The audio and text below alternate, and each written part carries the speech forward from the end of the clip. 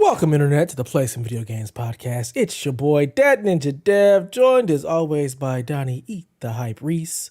Delvin is missing in action, and our ever-revolving third chair, we have TPR tonight. How are we doing, gentlemen? Doing well. NBA playoffs. Best time of the year. It's true. It is great. That's probably the best thing going on today is the playoffs. Yeah, there's nothing else that's going on. Yeah, you know, it's just been a nice, chill, relaxed day, you know. Nintendo World Championship announcement. Yeah. Right? Yeah.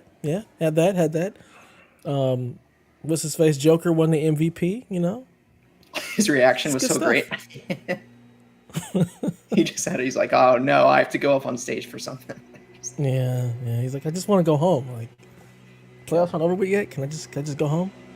And here come my landscapers right on time. Just bastards. Dev. Senior Dev. Good God. There he is, Donnie. Hi. Hey, buddy. Hey. How you doing? Not great. Not great at all. I'm having a shitty week. Just in general. I'm back from vacation this week. I came into work Monday to find out that like a year's worth of work was just thrown out the door and had to be redone. So I wasn't like particularly enjoying my welcome back to the office. And then the week just like, you know, video games suck. And yeah, so it's not great. My wife's calling me grumpy because I've just been kind of grumpy around the house. So. Well, that's unfortunate. I'm sorry that you had to come back to work and do everything all over again. That definitely sucks. There's nothing like putting all that kind of time into something and then just being like, yeah, no, do it over. That's exactly what happened. Almost exactly. We have this new law that requires us to do a bunch of work, and it came out last summer, and my boss was like, you got to build a process to do that. No problem. I got you. I call the state. I'm like, how do you guys want us to do this? And they go, well, we're working on something, but we don't have it ready for you yet. I go, okay. What if I build something? Like, can I build something? And then we'll just like connect the two, like we'll meet in the middle. They were like, yeah, it's totally fine. And that was in like July. And I checked back in with September and they were like, yeah, that's fine. You're way ahead of everybody. Nobody else is doing anything. And then like December, I was like, are we still cool? Like for the next year? And they're like, yeah, that's great. And then I come back and and everybody's like, yeah, the state said absolutely not. Not only absolutely not, like I've bbeen portrayed as like circumventing the process. Like, why is he trying to do his own thing? Why is he trying to? And I was like, I had to pull receipts. I was like, I was gonna say, let me send you the writing. emails. Yeah, let me send you the emails. Hold on, I have it in writing. I have multiple people signed off on this. What are you talking about? I told you I was ready. You said you didn't have anything yet. But so anyway, we had to just essentially like re-input like 500 records that was already in a system into an identical but separate system to make the state happy. When we have an integration server that connects the two systems, like we paid hundreds of thousands of dollars for the tech. We have the technology to. They just don't want to do it.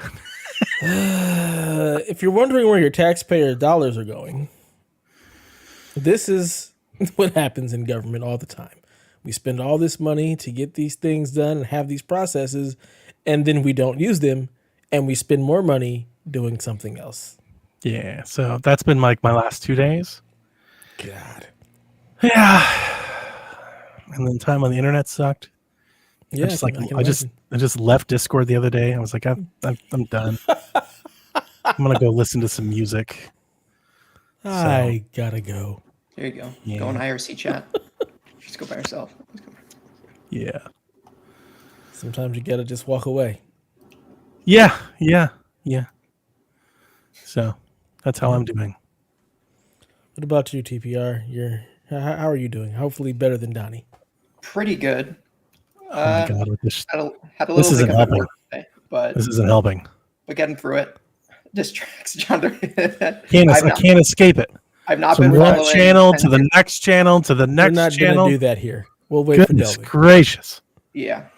I've not been listening to Kendrick and Kanye, but thanks, Smoking Joe. Yeah, the name's Haley was right about the Timberwolves and what had happened. What happened? Dismantled. Just ripped them apart. That was as thorough an ass whooping as I've seen in the NBA playoffs in some time. And tis him. He is. We were way off. We've been upstaged by a Canadian at basketball. Wait, Anthony Edwards is Canadian? This can't be No, happening. Haley calling it in Okay, 6 good. versus us calling it in 7. Phew. Goodness. Oh no, can't count the MVP out yet. But I'm still not either. I'm like, are you in panic mode? I'm not really in panic mode. No, Everybody keeps talking sweep, and I get I it. don't It's see been that. thorough, but like at least one game, if not 2 or 3. Jamal played terrible, like literally terribly. He was like 1 of 15. Like He was injured. that's not gonna happen. battling again. an injury too. Yeah, Yeah. That's not gonna happen again, right? Right. I can't imagine it. Rudy Gobert wasn't even playing game 2. Well, that's the other part. They do get Gobert back, so I mean that. I don't Just know. abuse him. Just go at him. Just get him in foul trouble or something. Yeah, I don't know. Got a tough sled up the hill they're pushing, but we'll see. I'm not like in panic either. For whatever reason, I'm just not. I'm like, they'll be all right. I mean, I'm not because I don't care one way or the other. Yeah, I mean, I don't have any Wins. money on it or anything like that. Yeah, and I'm not a fan, but like for whatever reason, I still think like there's basketball to be had here. Of course. It's not over. We have championship blood in Denver. They don't just forget that. They got a good coach. They're gonna get on the Yep. tape. They'll figure some stuff out. I'm not saying they're gonna win. Maybe they do get swept, but it won't be like that. They'll be better. I think it'll go at least 6 games in the end. Yeah, I gotta think so too. Yeah.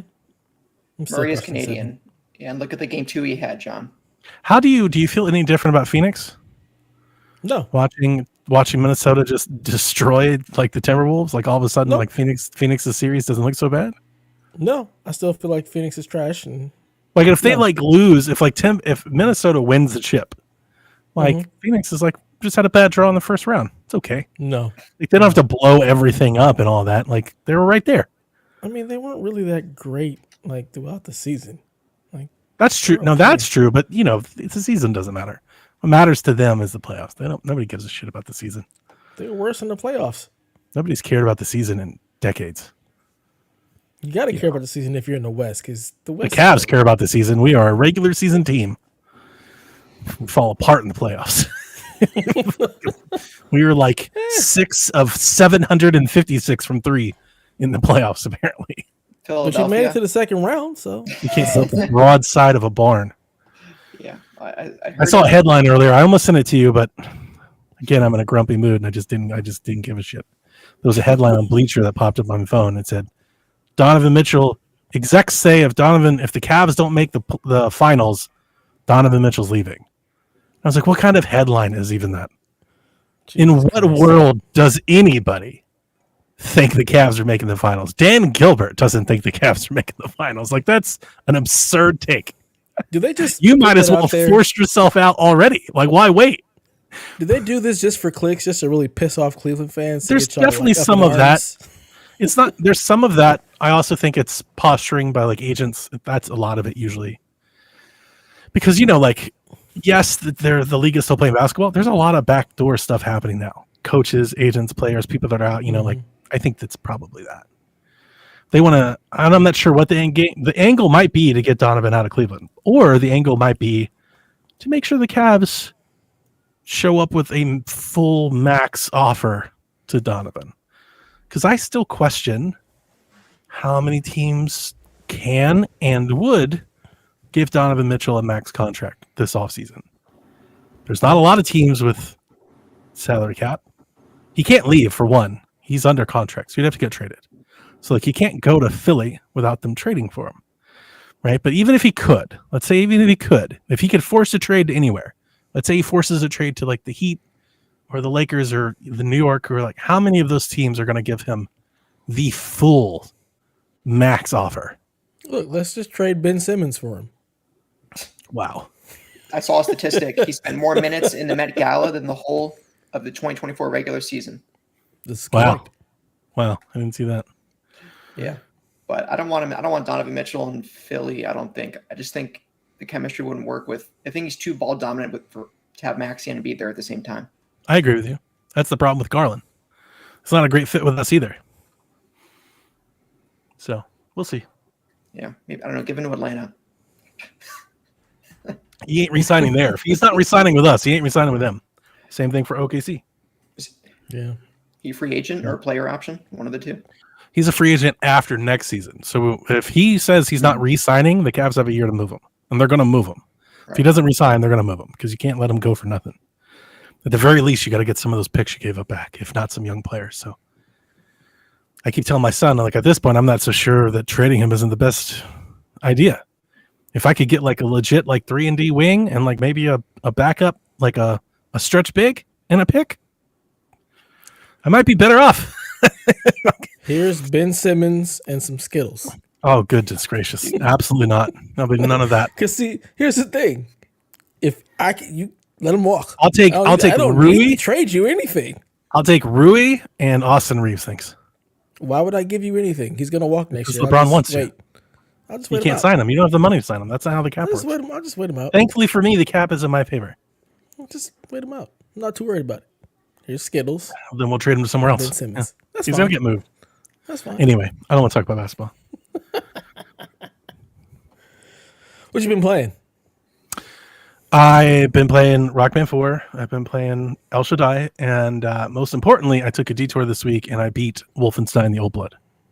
Oh, very good DLC. How was that? It was great. It was fantastic. And I was wanting, I've played it before. I think I played most of the Wolfensteins on PlayStation 4. Was that a DLC? I thought it was its own like standalone. It was a spin-off game. Yeah, you're right. Standalone. Yeah.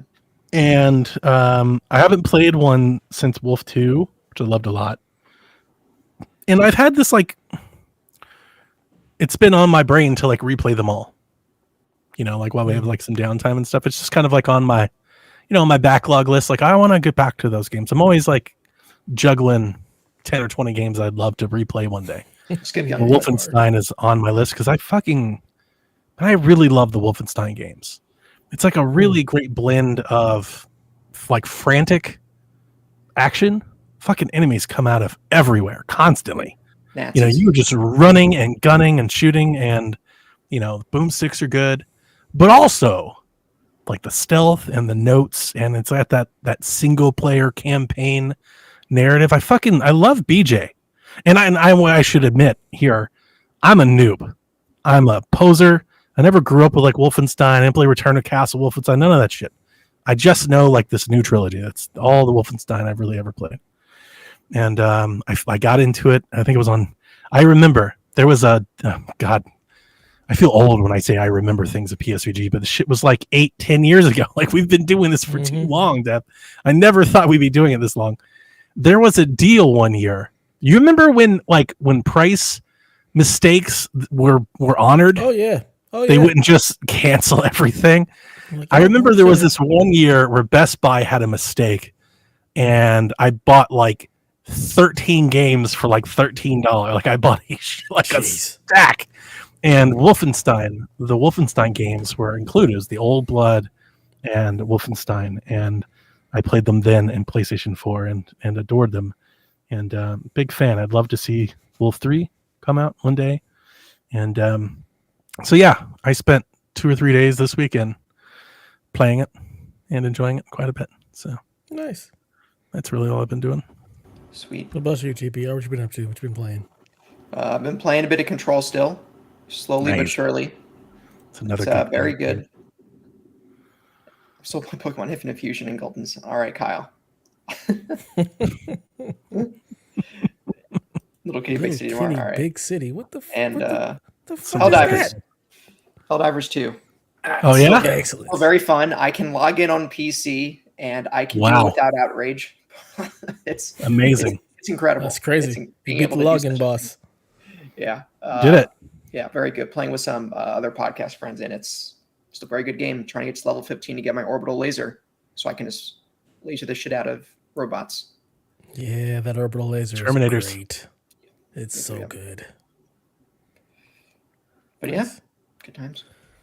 I've been still playing Stellar Blade. I think the PlayStation says I have 32 hours in it. And I'm about 55% done with the story. I never expected that game would be that long. Deb, you said you never play games. It's not. It's not a long game. I'm just doing all the side stuff. Like I'm enjoying the game to the point where like, oh, these side missions. Oh, this map has things. I'm gonna do everything before I do the story missions. One, because I want to, get power and just be stronger. So when I get to boss fights, they're easier. But yeah, I'm just really enjoying the world. I'm enjoying the lore. I'm enjoying the story. It always amazes me when people be like, I played this game, but I have no idea what the heck is going on or what I'm doing. I'm just like, how? like, Chalfie. like there's so many people you have to talk to, and it's not like you can't Nobody's just doing skip that. through everything. Like they can. they actually, it's voiced, so they You don't don't have just to pay skip through attention. it. Look at your It's true, phone. you don't have to pay attention, but TikToks. jeez. Yeah, and we know that Chaffee does just like golden path everything, so he's not getting any 100%. of the side stuff. But I enjoy the story. I enjoy all the little side characters and their side missions. So I've completed quite a few of those, and there's trophies. I'm probably gonna end up trying to platinum this one, so it doesn't seem like it's a difficult platinum. I've already killed most of the side bosses. So really at this point, like there's a couple of side missions that I'm still working on, and then it's just like main story is what it seems like. I'm in the third area, and just really digging it, having a really good time. I would have played some more last night, but I was just exhausted and didn't get back to it. But like, it's one of those games where like I'm itching and wanting to get back in there and keep playing. Really, Nice. really enjoying the combat. Got a few new powers that are just really awesome. I have one that I just completely forgot about that is like super OP. So started using that and really digging it and loving the parry mechanics, loving the dodge, the combos, the difficulty. Like whenever I die, I'm like, yeah, I wasn't patient. I know what I have to do next. So I've been able to, if I die once, I'm like, all right, I got this, and then I'll just go ahead and kill this boss. So it's really fun, having a really, really good time with this game. You love to Try see it. Yeah, it's rare. It happens. I play games Yeah. every now and again, and when I play a game, like I play a game, like I'm getting all Yeah, the you're way all into in. it. 32 Yeah. hours. And what's it been out for? 2 weeks? Yeah, that's a lot. Yeah, yeah. So That's like I said, that's probably gonna platinum it. that's the one, I think. The one PlayStation 5 game so far that's really given me the FOMO. That's made me think about it. That I've opened a tab and I'm like, perhaps. I just don't know. know if it's a game for you. I really don't. I know that there's a story mode that makes it a lot easier, but I don't know. It's not really like hack and slashy. It's way more patient, cautious, dodge, parry, block. Like it's Sure. way more. And I guess maybe the story mode is a lot easier. I haven't played it on story mode. I've only played it normal. So I wonder. I mean, I like, would say it. I mean, I've played and beaten most Devil May Cries and Bayonettas. I beat Nier. I don't know but- how hard those are. I don't know how much you Yeah. die in those. I don't know how hard people would think these are. I've never thought them to be hard, to be honest with you. Yeah. So in this one, like even in the story mode, Ed was saying like he dies a lot, and I just don't know if that's going to get to the point where you get frustrated, like I'm tired of this shit, and move on. So I don't know. I Yeah. really don't know. Like I I feel don't know. the Like, I normal don't know one you either. wouldn't I don't play enjoy. Souls games. I've never played Sekiro or anything. I've never tried anything like that. Like I played Ghost. I had no problem with Ghost. This How's is it not compared to- that. Yeah. The combat is I don't know. very, very different. I feel And like I've then- played games where the combat is less forgiving. As long as I can like reboot in and keep trying, like I think I'm Mhm. okay. Like the only game that's really ever broken me for that is Hollow Knight. And it Mhm. wasn't so much the battle, was the lost progress on every death. The going back and working right back up to where you were before. It's that repeat process. Like if I just die to a boss and can click to continue and try again and keep trying and to get through, I don't think it's too bad. There are some places where if you didn't hit a save point, not a save point, if you didn't hit like Well, one hang of the on. little stations far and close enough, you don't die and just start I right thought- back where you died. Kenna's boss battles were challenging. I got through them all and I beat it. But there were times where I was like, yo, this is actually like I'm kind of stressing on the sticks here. Like this is a little Kenna to me much. was cake. I didn't have any Cake, problems with okay. Kenna. This is way more difficult. way than harder than Kenna. Yeah. Kenna. Yeah. I remember there was again- that wolf that would remember the I think it was like the wolf or the dog that would just like zoom you. She Yeah. was giving me hell, man. I could not time my dodge man. right. And I was like, this is pissing me off. Yeah, that didn't give me any problems. Like the dodge and the parry timing. But also like I died like 4 or 5 times and I got through. Like I didn't stop. I wasn't considering stopping playing. I love the game. I love Kenna. Yeah. So. This one, like you really have to pay attention to the movements of the enemies. So like you can't just hit the parry and it's good. Like you have to look at like when are they lunging? When are they actually attacking? And like Tunic was too hard. Tunic was too hard. I feel like I got at decent waves, which probably means I got nowhere because I suck at games, but I was probably 5 or 10 hours into Tunic until I met this boss. And then I was like, fuck it, I'm out. Nope. And that's usually what happens, like I get to a point and I'm like, never mind. Dread, I almost beat. I got to like the second to last boss in Dread, and I was like, no, it's not worth it. I'll check out the less. I'm not going to keep doing this. If the demo ever comes to PC, I would say just try out the demo because like one of the like bosses that you fight is pretty much he's a pain. And if you can get through that, you might be able to get through it all. Sure. But I feel like the story mode is easier and probably would be way more forgiving. So yeah. But I mean, I thought Cyberpunk was pretty difficult at times, but I also didn't play the way that you played. I wasn't trying to hack people and turn off their systems. Like I was like guns a blazing, Oh, especially in the first playthrough. I played Cyberpunk like I played Far Cry or Doom. Yeah. I did the hacking, but it was just because like I can hack all these fools and they'll all die and spread it. But right. Yeah. I got to a point where like everything was one shot, like just one gun, just headshots. I was like Stealth and Archer and Skyrim, that sort of thing, where it's just everyone's dead. Everyone. Yeah. So yeah, Cyberpunk is super easy. Like once you figure out what stuff you like to do, the game is very, very easy. Whether it's using guns or using hacks, the game is a cakewalk. Yeah. But yeah, I'm digging it. I'm really enjoying it. I can't wait to get back to it. Apparently there's multiple endings, so I'm going to try and see if I can get most of those, if not all of them, because I'm really, really enjoying this one. Really enjoying it a lot. So that's all I've been doing. Thanks. Got nothing else. So let's get into the news. Yeah, let's do the news stuff. Which we have a bunch. There was a bunch of Helldivers drama over the weekend. So last week, PlayStation announced that it was going to require all Helldivers on PC to link their Steam account to their PSN account. And if they did not have one, they're going to have to create one. This change resulted in a viral campaign, mostly because there were several countries around the world that just doesn't even have PSN. You can't even make an account. You have to like VPN to get an account. So this game was sold for, I don't know, 3 or 4 months in territories without PSN, and they were like, now you have to have PSN. So there are a lot of players that are like, I can't even return the game. Like I bought the game and now I'm being locked out of the game. It's like being region locked, which caused all kinds of problems. And then of course you also had like the Steam crowd that just hate anytime anything encroaches on Steam. And then you had people that just angry at games, and it kind of snowballed. It really started to go away. The noise, the decibel level on this was huge. Somebody who doesn't even play like really Helldivers pay attention, like you couldn't escape it. It was everywhere. I had friends of mine asking me questions about what's going on. I was like, Jesus. Within a couple of days, over 100,000 negative reviews flooded Steam, changing the overall and the recent review scale as community managers from Arrowhead in their Discord encouraged players to seek refunds and to publish bad reviews. There was one screenshot of a community manager in the Discord saying this is the only way that Sony would listen and actually, give a chance to change any of their policies, which I found to be surprising. One, because I don't know, like I feel like that community manager is probably going to get fired, but also like, did he? Mm-hmm. Wow. See, that's what I was thinking. I was like, that's probably not good for you.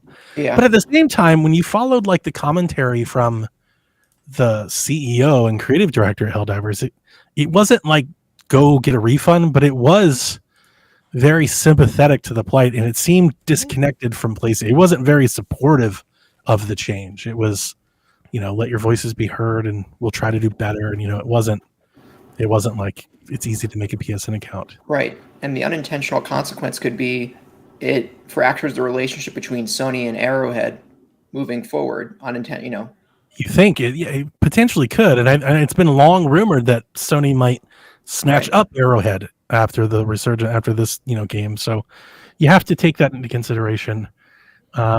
This ultimately came to a head overnight Sunday when PlayStation made the following announcement. Helldivers fans, we've heard your feedback on the Helldivers 2 account linking update. The May 6 update, which would have required Steam and PlayStation Network account linking for new players and current players will not be moving forward. We're still learning what's best for PC players, and your feedback has been invaluable.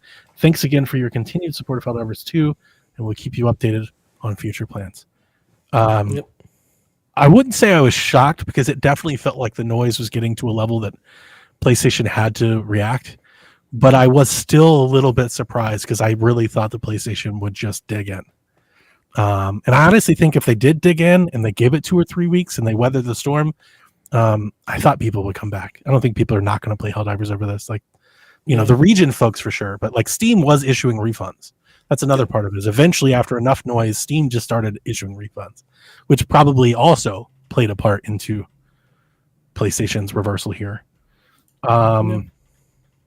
The creative director at Arrowhead said, "Firstly, I'm impressed by the willpower of the Helldivers 2 community and your ability to collaborate. Secondly, I want to thank our partners and friends at PlayStation for quickly and effectively making the decision to leave PSN account linking optional. We together want to set a new standard for what a live game is and how developers community can support each other to create game experiences." And since that announcement, 98% of negative reviews on Steam have dropped to just 52%. That was within the first 6 hours of that announcement, which by the way, came at like midnight. That was literally overnight. From midnight to 6 a.m., they dropped those negative reviews in half. I haven't checked since I did the notes. They completely flipped it. It's back to wow, mostly positive. That's incredible. They completely flipped it. Yeah. So there was a lot to be said about this. Like I said, the noise, which has been almost forgotten about because of other things that have happened, we'll get to. But on Monday, the noise about this was massive. We had so many people in the Discord having good conversations, I thought, on both sides. Lots of people. I saw on Reddit there was a games journo who did an entire blog calling this an abuse of a feedback system, like the Steam system. You've got other people that were, making memes and funny things about how easy this is to do, how frequent account linking is, how Xbox and Ubisoft and Rockstar and how they all do the same thing. And this definitely started to, I think, split the divide. But since I just read all of this news, I'll stop. What did you guys think of the story and all that? I mean, I get it. The problem was just the communication. They should have really put it up front.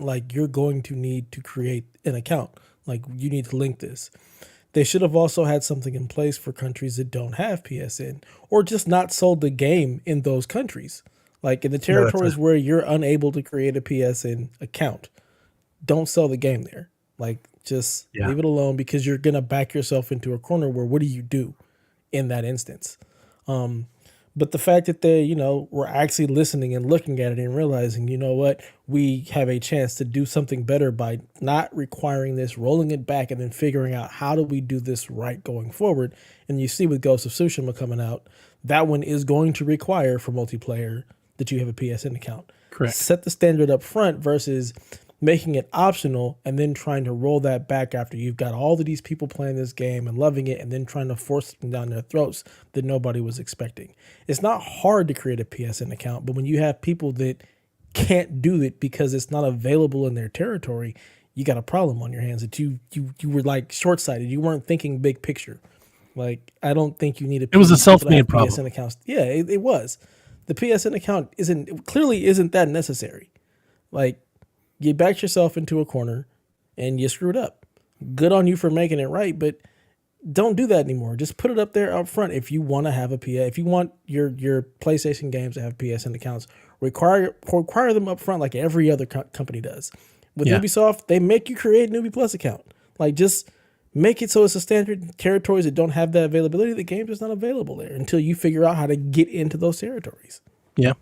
I want to talk on the necessary part, because Sony's explanation for all this was security, which I found to be rich. Yeah, it's absolute bullshit. They just wanted the monthly active users. They want the credit card on file. That's all this is. They want the data, and it's their right to want the data. It's their, it's their network and all that. That's their prerogative. But you nailed it. This was a bait and switch issue. It was a self-made problem. If they had never touched this game wouldn't have harbored any feedback at all. It just kept ticking right along. Yep. And I hope that this was probably a well-earned lesson. They probably realized. And I do want to get on a soapbox a little bit to the writer that was talking about this as an abuse of a feedback system. the Steam feedback system is one of the last systems that I think players have any recourse to do anything. Like if this was on a console, they would have told you to go fuck yourself. 1,000%. 100%, because there's no other recourse. And I think it's one of the reasons when you see people that are very devout and committed to Steam, when you see people that are like, I'm not going to play this game because it's on Epic or somewhere else, this is a reason why. There's a people that feel very connected to Steam. They feel like Valve has their back, that they empower the player. You have refunds, you have feedback, your voice can be heard. If the game is a shitty port, you have the ability to let people know in a way that can impact sales. You have to somewhat come correct. There's a lot of shit on Steam too, don't get me wrong, but for the big ones, the ones that generate a lot of stuff, like if you don't show up, like the community will let other players know. They'll let other customers know. Like maybe you shouldn't buy this game. I do find it to be one of my more informative places to buy games. Like when I want to buy a Switch game that I've never heard of or something, like I go to YouTube and I have to look up reviews. I never do that on Steam because it's right there on the page. I can click into it and scroll through some things, and I can click into the discussions, and I can get both a full-time look and a recent view on how players are receiving this game. And I thought that was the wrong take personally. I understand the point he was trying to make. It was almost like trying to liken it to like Metacritic, where people review bomb stuff and hurt the Metacritic, right? Yeah. But Steam does weight and leverage that these are real customers, these people that actually played the game, and you can see that in their reviews. It's a little bit different. I don't think they're the same.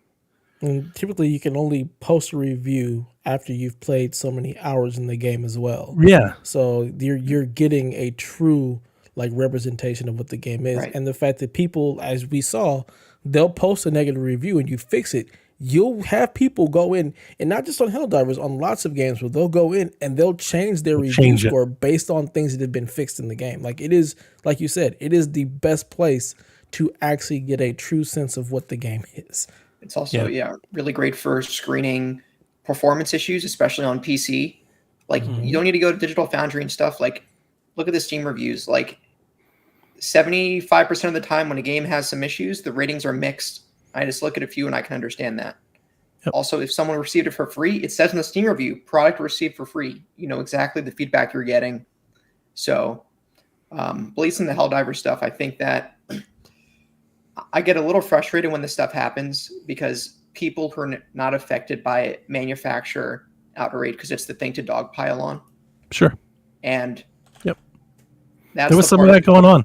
Yeah, that I'm kind of there's a very real critique to be had, right? The bait and switch, the regions that don't have PSN, that's a real game access issue. Yeah. But then for everyone else to start going on top of that, I don't think the issue is important enough for society to dogpile it that hard if you're not affected by it. It's just social media and it's gaming. I agree with you, but it is a part of it. It's like an acceptance thing. You can scream into the void, but that's all you're doing is screaming into the void. It's going to keep happening. It just is a reality of I wish it was different, but it's not. And I don't think it's going to change, It's like, it is the result of what social media has brought to gaming. It's always been there. It was on the playground, then it was in the forums, and now with social media, it's on blast in YouTube and all that, and influencers, and so it's just ramped up. The noise level is way higher than it used to be. I do want to. Yeah. There were some people that honestly, just didn't want a PSN account, and that is something for PlayStation to understand. I think it's the prerogative. Like I said, it's their servers, their network. But I came across several people on Reddit. They're like, "Yo, I've had this game for 4 months. My favorite game." My friend, by the way, my iRacing friend, he was like, I don't want a PSN account. I don't want to put my stuff there. He's like, they've been hacked before, and they got hacked last year. And I think it's a pretty safe network. I have multi-factor on mine. I have had those. I think everybody that has a PSN account has probably had that moment where you either got a message from some spam bot or you got that multi-factor notice that you didn't trigger, and you were like, uh-oh. But I think Sony does a pretty good job considering how big they are with that. But I say all of that to say this, that I get it. I saw there were a lot of people dismissing that claim, and I didn't think that was fair.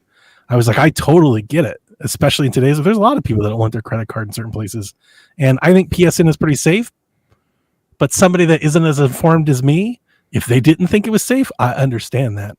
Yeah, I get it. I tell all of my friends, don't put credit cards in PSN. Just buy the points cards. Just go and buy the cards and just load up. Like, don't put a card in there. Do a PayPal that does not tie to anything. Right. Yeah. Just load up. Just go buy PSN money from the store and load it up that way.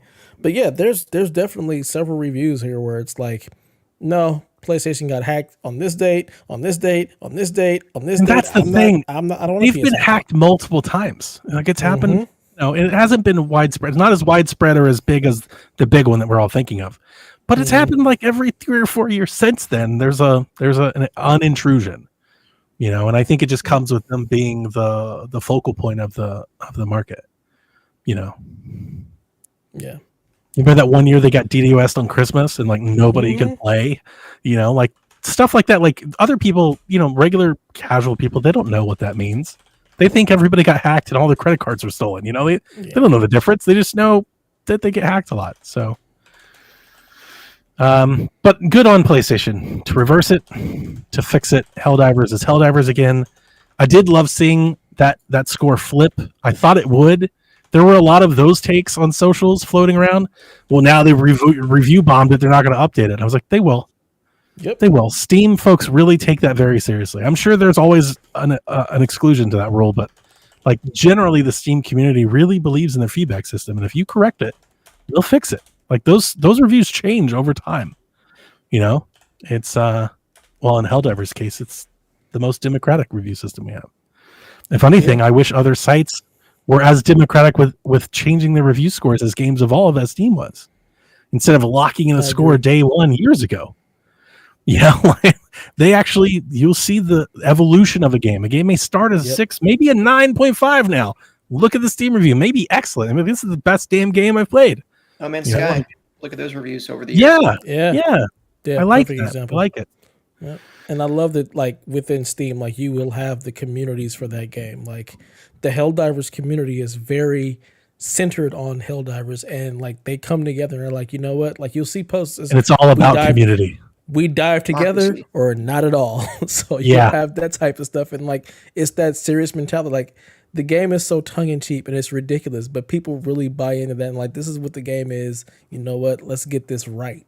We're all in there together. I saw my Reddit was flooded with Helldivers, new missions, update Steam reviews, like update your scores, like go back and revisit. Like they spread the word, real life mission, real life. We got a real life major order. Yeah. And they're dead serious about it. I love it. It's awesome to watch that happen. Yeah. I could see that being a part of that community riding that wave is going to be fun.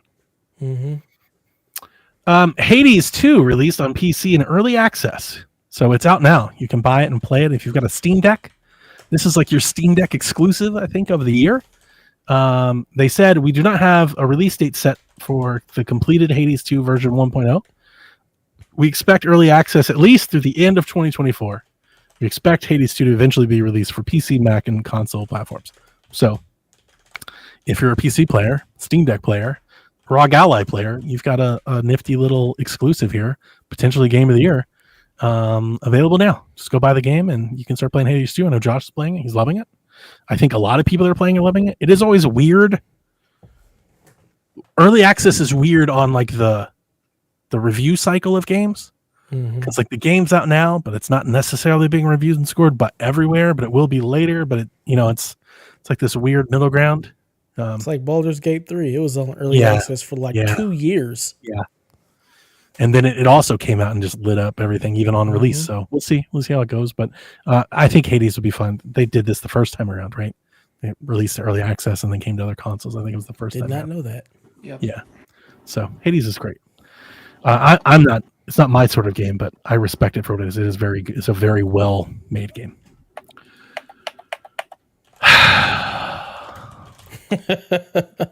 We've all been waiting for. You got this, Johnny. You got this. Xbox has shut down Tango Gameworks, Arcane Austin, Alpha Dog Games, and Roundhouse Games.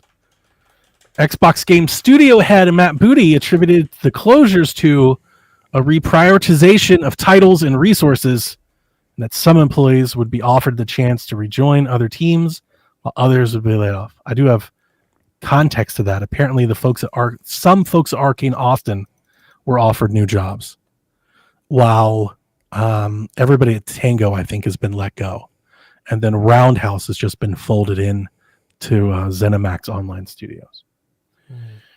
According to IGN, Arcane Austin was working on the long-promised DLC for Redfall and had a working update that was scheduled to release later this month that would allow offline campaign mode to be playable. So much so that this update was being worked on in Steam the day that the studio was closed. Like, they showed up to work and were working on it. Like, you can see the data files changing in the back end. They were readying a release the day that they were shut down. Redfall will no longer receive DLC or further updates. Xbox will supposedly make good on those that bought the special Bite Back edition of the game with the long-promised DLC to be included. They didn't mention what that would be. According to Matt Booty, Hi-Fi Rush will continue to be available to players on platforms it is today, which suggests that the recently rated Switch version has seemingly been canceled. Maybe it's not. Maybe they'll release it anyway. Maybe it's finished. I don't know. But that was the comment, that it would only be available on platforms that it's already available today. Alpha Dog's mobile game, Mighty Doom, will close down August 7th. As I said earlier, Roundhouse will be folded into ZeniMax Online.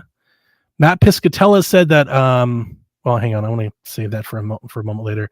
We had more info come out today when Jason Schreier penned an article on it stating that Microsoft was planning more cuts to the Xbox division. This week, Xbox began offering voluntary severance agreements to producers, quality assurance testers, and other staff at ZeniMax. In a town hall meeting this morning, Matt Booty said the company studios have been spread too thin and that leaders across the division felt understaffed. He did say that Arcane Austin was not shut down because of Redfall. Jill Braff, head of the ZeniMax Studios, said in the town hall this morning that she hoped the reorganization would allow the division, which also develops Fallout and Doom, to put more focus on fewer projects. And I quote, "It's hard to support 9 studios across the world with a lean central team and an ever-growing plate of things to do. I think we were about to topple over," she said. Before the studio closure, Tango was in the process of pitching a sequel to Hi-Fi Rush 2, and Arcane Austin was pitching a new single-player game in the Dishonored franchise. The Verge reports that Xbox is considering an increase to Game Pass and Game Pass Ultimate, and that there are still having internal debates as to whether or not Call of Duty should be included day one on Game Pass. And apparently they are looking at porting Hellblade 2 to PlayStation 5.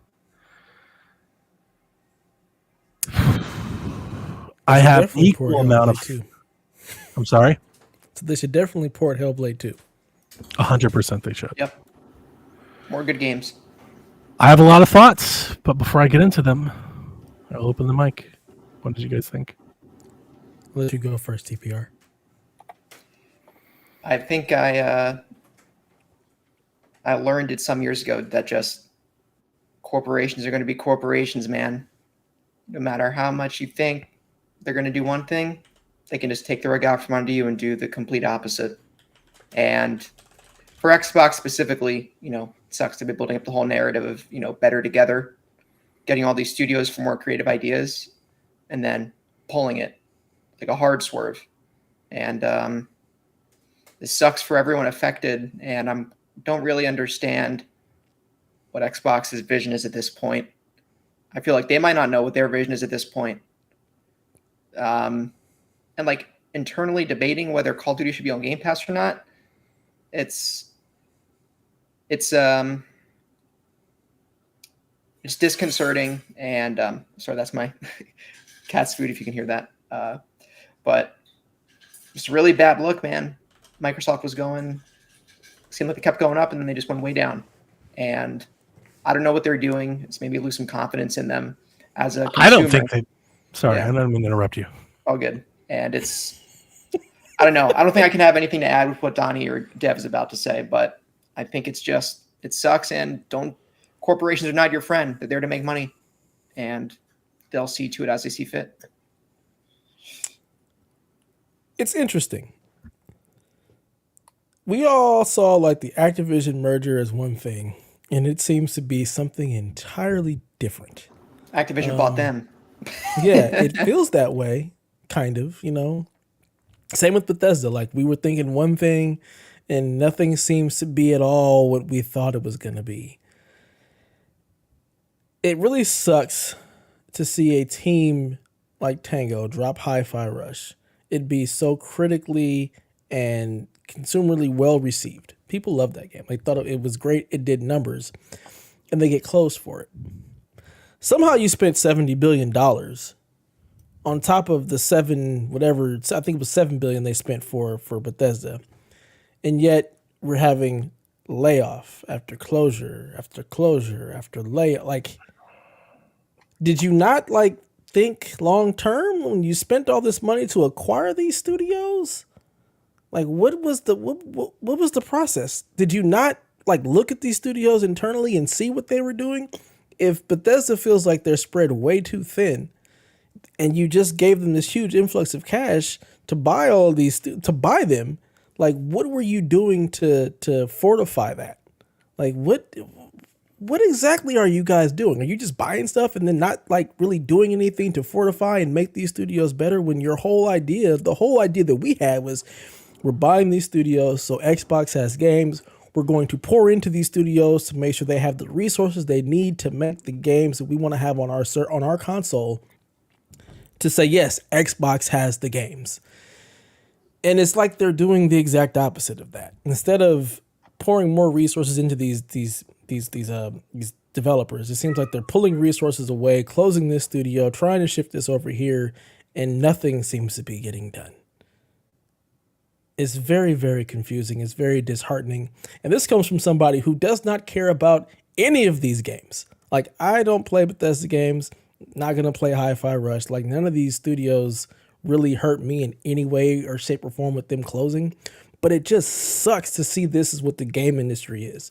It really feels like all we're looking at is, how do we turn a profit? Not how do we make cool stuff to turn that profit, just how do we turn a profit? So let's just buy Call of Duty and just put that wherever. Not even put it in Game Pass. Maybe not. Let's just buy Call of Duty and take that revenue in. Let's get rid of Toys for Bob. Let's not really let the other studios do what they want. We're just going to keep turning out Call of Duty or something. It's really disheartening. And I feel really bad for anybody who is really an Xbox loyalist, who really wants to see Xbox thrive and really want to be able to put themselves up to bat. Yes, I'm an Xbox person. And it just feels like they're just letting you guys down in so many different ways. It's really unfortunate. Microsoft's revenue was up to 18 or 21% in the third quarter. Record year. Hang on. Year. Yeah, there's something to be said about that. We did have a question. I don't think I put it in the notes. It's my friend Jamie. He asked, why is this happening with that record revenue? There's something to be said about that. The revenue is up. The profit's up. Record quarter, right? But that's also the first quarter that they adapted Activision. And if you take out the Activision impact, they're actually down 6%. And that's kind of why this is happening. Because without Activision's floating the rest of the division is down. Hardware is down 30%. Games and services are down. Revenue's down. Profits down. All of their quarter numbers were down without Activision. Now, with Activision, it floats them for now because they just entered, right? They're establishing a new baseline. That number is going to drop. If the trend continues, the numbers would be way worse the next quarter, year over year, the next quarter. So I think this is a way of shoring that up some. You are right, Dev. It is. I mean, it's corporations being corporations. Hang on. I want to be clear. That is a part of it, and I don't want to dismiss it. Mm-hmm. But I do think too many people are just saying corporate greed, and I always harp on this because I hate laying the blame at the corporation, the shadow entity, without having any actual accountability for anything. There is a part of that. I do agree. But it's also $1 trillion company. They could eat that part of it with no problem, but they won't because they are a corporation and they're doing corporate stuff. That's not necessarily corporate greed. That's no more than a dog being a dog. Like a dog barks. A corporation wants a higher share price. Like they're doing what they do. That's how they got the money to buy Activision. Like they're doing what you can't have both, right? You can't. I want them to be a selfless corporation that eats money and also a corporation that has tons of money to buy all these products and franchises. But I've got notes. Are you guys done? Don't you think, like, my thing with that is like, did you not look at what everything, like the numbers before you bought the thing, realizing this is going to be a loss for a while? Let it be a loss to build it up to make that back. Like, that's what kills me about this. Like, if you're going to spend $70 billion, I feel like you should have a better plan than closing so many studios and so many things. Let's not lop Call of Duty in with them closing Tango. Those aren't the same thing, right? Like Call of Duty I'm not lopping it in. It's just the spending of the money. Like, I got you. It's still coming from the same pot. They didn't spend $70 billion to cut Call of Duty. They spent $7 billion and they cut Tango. I'm just, keep it up and up. I get that. I get that, and I still feel like y'all spending all this money. You could have 100%. Sure you shored up. I saw a tweet on Threads where and I don't even know if this to be true. I'm literally just saw this in passing, but somebody on Threads made a post that with the money that they paid Kotick to leave, they could have ran Tango and Arcane Austin for like 16 years at their current level, at their current staffing level and investment. If they had just not paid Bobby Kotick all the money to go away, they could have ran them for 2 decades. Yeah, so that's the kind of stuff that kills me. That's where you and I agree with the amount of money that they have. Just like, and not that I don't want to. This isn't Take-Two's problem, so I apologize. But in the same vein, closing Roll 7 makes no difference there, and I feel almost in the same way about closing like Tango, definitely Arcane Austin. It's not going to change the bottom line for Xbox Gaming Division. It's not. Not at all. And that's the thing that kills me. Like if you wanted to positively change the profitability of the Xbox Gaming Division, cut 343. Cut the initiative, which hasn't done a goddamn thing since you've hired them for years. I'm sorry. I'm getting ahead of myself. I've got notes. Go for it, man.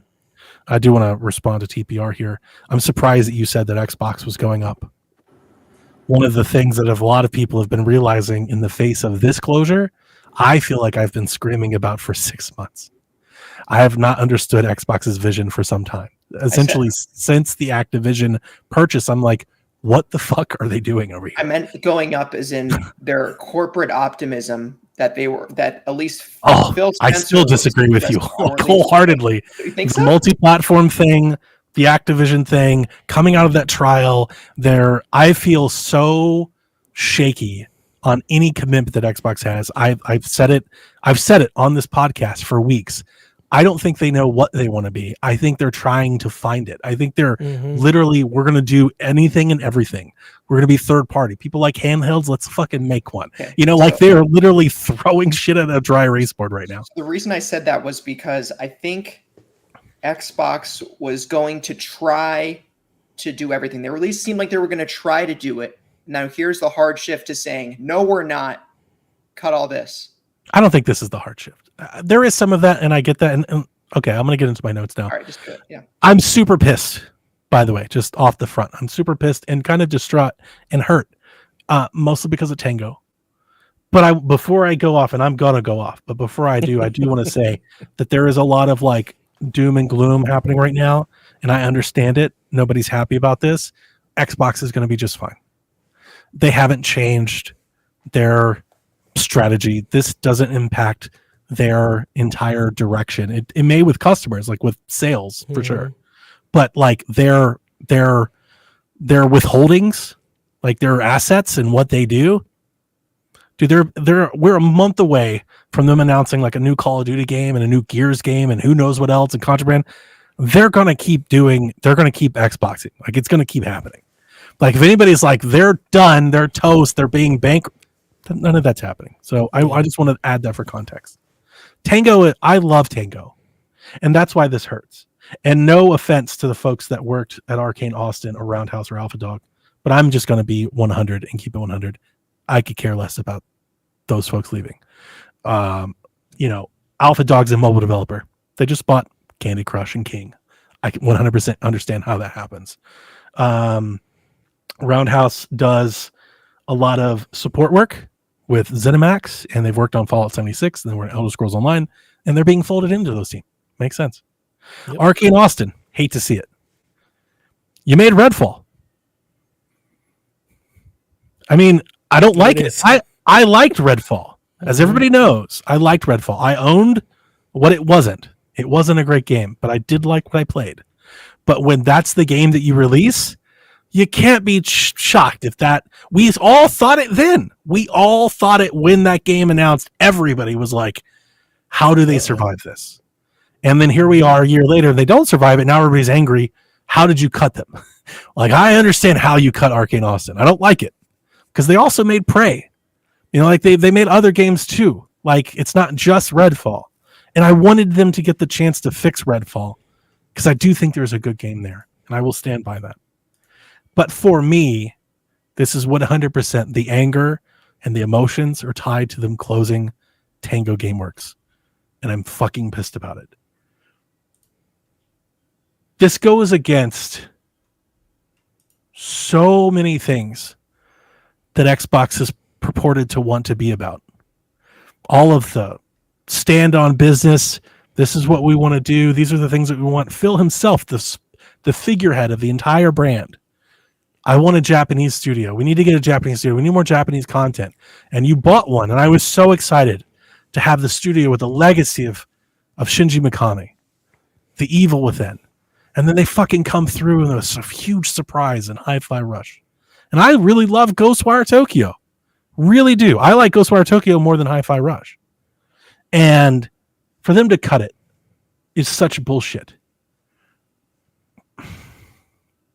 See, that's what I was talking about when I said going up. I should have said going one direction, like the Japanese studio thing.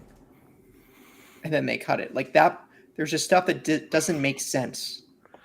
I think I understand. A part of me doesn't want to even do this, but I think it's important for our listeners that may be wondering. I don't want to give you reasons why I think they did this because they didn't give us any reasons. So why the fuck should I try to speak for them? But I think it's a part of the story. And I think a part of the story that you're going to hear is that Shinji Mikami left. He left Tango a year ago. And we saw similar things happen with other studios when leadership leaves. And Xbox, is just like, can we do this without them? No, well, then let's shut it down. And there's something to be said about that. You could almost say that's responsible management. But in the case of Tango, I call bullshit. I don't give a fuck. Okay, Shinji Mikami left. Guess what? You still own the studio and the IP of his namesake, and that's valuable. It's still your foot in the door to the Japanese development community. Who gives a shit? Hire somebody else. Well, and there was a rumor. I think it's been unsubstantiated, but even let's say it's true. There's a rumor that Shinji was poaching his workers to come work for him. Okay, make it so valuable that they can't. You're fucking Microsoft. You're worth $3 trillion. Are you telling me that a man in an indie label is robbing talent from you? That's your problem. Guess whose problem that is? That's an executive leadership problem. That's not Tango's problem. That's Matt Booty's fucking problem. Fix it. Hire new people. You can. I don't even care. I don't even care if you cut down the size of the studio. Okay, cut it down. Make indie projects. Even at a net loss. Let's say you make Hi-Fi Rush, it's an indie darling, and you lost your fucking hat on the game. The investment just wasn't there, you didn't make enough money. Okay. It's still worth it as a net loss to be involved in that community, to tap into that talent. What if, because we're not getting the story, it's a matter of the Japanese just not wanting to be owned by an American brand, and maybe that's why they're losing talent, and they had to cut the studio because they. I think we're letting them off the hook. I don't think that's the case. I think we're letting them. I'm just throwing things out there because we have no idea. Yeah, we do. You true. Like, I think we're letting them off the hook, and money talks. Even in Japan, you find a way through it. To just cut the whole studio, I'm so upset. They were working on a Hi-Fi Rush 2 pitch. We're never going to get Evil Within 3. Like, are you fucking kidding me? Like, the brand itself, and there's part of me that wants to, like, maybe they could license those games out. Maybe they could go to Bandai or Sega and be like, hey, or Platinum. Hey, do you want to make an Evil Within game? You want to make Hi-Fi Rush? Hi-Fi Rush by Platinum would probably be fucking awesome. Maybe they can do something like that.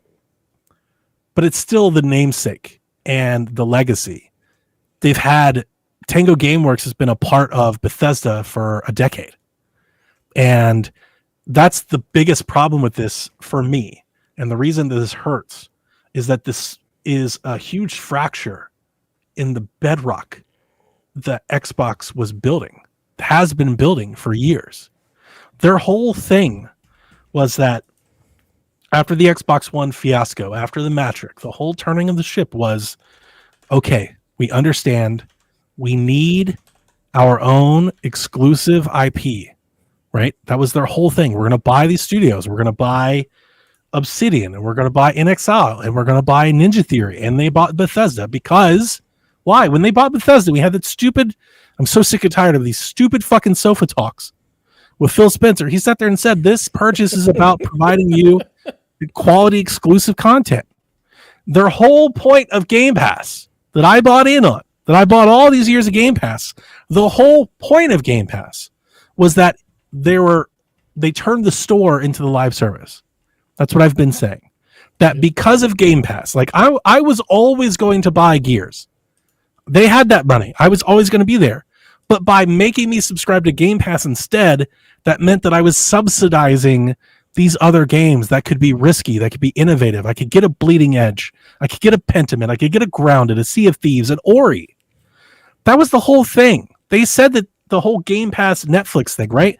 They wanted a diverse lineup of content, a steady stream of quality content. It wasn't just about the big games. It was the small games too. There's the Game Pass filler, the glue that I always say, the stuff that makes the delays not that big of a deal, right? Okay, you delayed Starfield. All right, well, you had Hi-Fi Rush to play while you wait. That made it better, right? This, they buy Bethesda. They talk about how they need games. So many of their games are either delayed or missed or both. And fucking Tango is here meeting the bell, delivering when their name is called upon. Ghostwire Tokyo, Hi-Fi Rush, they're here, fucking hitting doubles when you need them, and you close them. You close them. What's the initiative doing besides embezzling millions of dollars for the last 5 years? Where's that quadruple A studio? Where's Perfect Dark? Where are all of those games? Like, are you fucking kidding me? Your whole point was we need games. We need more games. And you have a studio that's giving you more games and you close them down. Damn shame. Like, what the fuck? It doesn't make any sense. Yeah. Like you said, what's the vision? Like, what is the goal? What are we doing here? And it's really, really hard to understand what it is you're trying to accomplish when the only studio who seems to be bringing you games out consistently on time and meeting the bell is Quality. the one that gets closed. Like, it doesn't make sense. Nope. It doesn't make sense at all. How was that Starfield launch? Yeah. How long is it going to take the next Elder Scrolls game? How many games could Tango get out before Elder Scrolls comes out? Bethesda's too big to fail, huh? That sort of thing. Bethesda was on shaky ground before Xbox bought them. We talked about it. Very true. Mm-hmm. Had Xbox not bought them, we probably never would have saw Hi-Fi Rush. Tango could have been closed a long time ago. Yep. But a part of buying them, I thought, I don't want to insert words in other people's mouths, but I think it was a general assessment that Xbox, being backed by Microsoft, the amount of money that they had, would be a good steward of these iconic franchises. That they were in good hands. Doom and Fallout and Elder Scrolls, that they could afford to miss without being shut down. That was the whole point. This like consolidation effort. That was my big take this whole time, and I was just wrong. Yeah, I was just wrong. It just doesn't make sense. And I feel too like many resources to let this happen. There's way too much resources at Microsoft to let this happen. Closing Tango doesn't change the bottom line. Not even a little bit. That 4% loss you took, That's not going to change because you close Tango.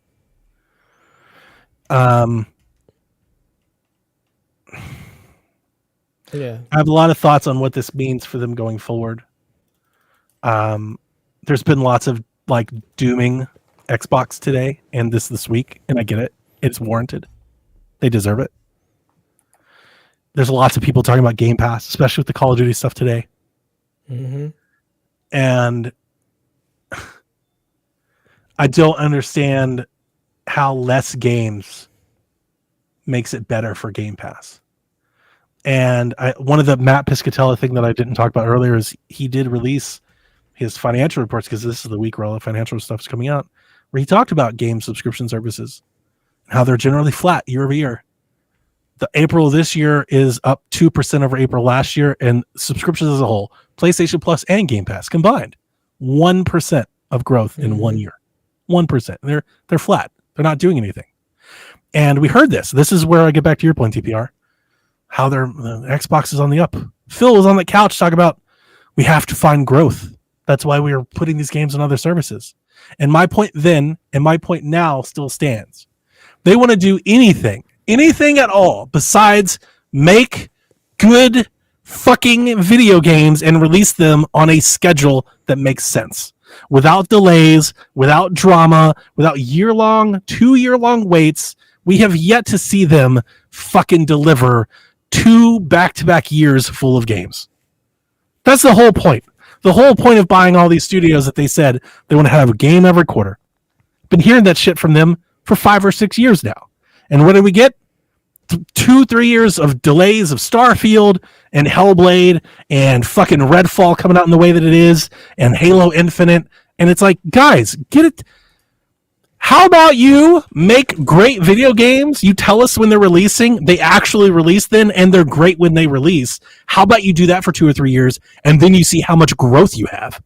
I bet you would have tons of growth if you would just do that. But they're like, we can't find people to buy our games. Yeah, no shit. Because you're closing down the studios to make the good ones, and you're releasing this other stuff. Or you don't release them at all. It just makes you wonder, were these studios just in such a bad place that they were just so beleaguered that there was just like no helping it? Like this was gonna, no matter what happened, this was gonna be the outcome. Like no matter how much of an influx that Microsoft could have given them, they were just in such a bad state that this is what it is. Like it makes me wonder if it could have been even worse had Microsoft not bought them. And then again, that's like I said, like you guys have so many resources. How do you not dump the resources that you have into these studios to get these games out on time, to get them in better shape? And again, just shut up. Don't keep giving release dates so you have to delay things. Just say we're working on it. Like, and then have the smaller studios put the smaller games out that they're actually working on. But again, if you close those studios, you don't have the filler.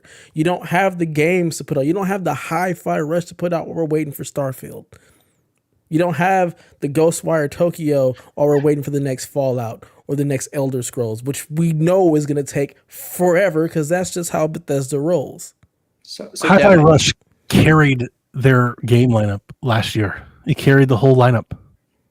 It was their lineup. It was their contender. It was their submission. It was their star pupil. Yeah. I think you can't just, when you say jump resources, I think there has to be a component of mismanagement somewhere. Where does Microsoft draw the line between, letting them cook and guess where they don't draw the line? Where it's needed. Guess where they don't draw the line? Anybody in Xbox Game Studios. They fired tens of thousands of people this year, and Matt Booty's still there, and Sarah Bond's still there, and Phil Spencer's still there, and everybody in that hierarchy is still there. So you have to look inward and say, can you just dump resources if you have... Matt Booty's job is to manage the game studios. Bethesda. It has been adequate, right? It's his thing that Redfall released. That's on him. That buck stops with him.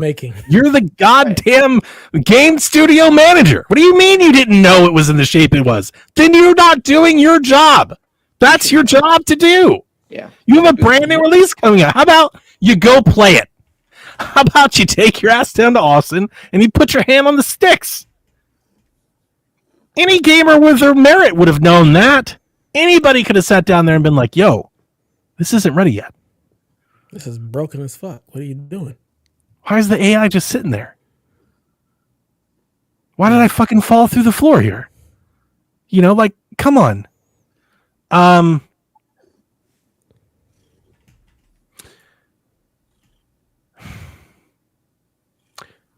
Another part that I want to get to, again, on the Xbox management side. Jeff Grubb last year said that Hi-Fi Rush wasn't doing well.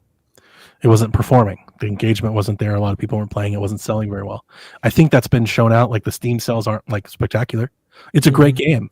A lot of people don't want to buy it, and that's okay, right? That's their prerogative. When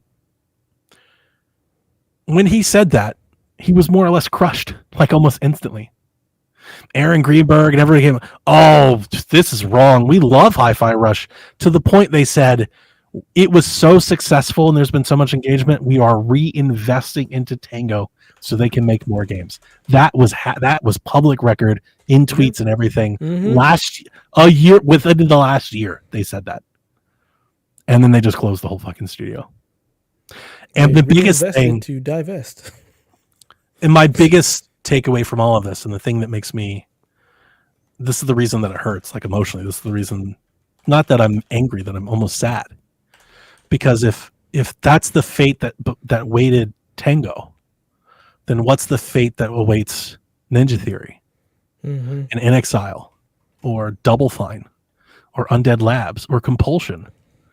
Compulsion hasn't released, because they bought Compulsion, God, I don't know how many years ago. I want to say 2017, 2018. They've had Compulsion for 5, 6, 7 years now.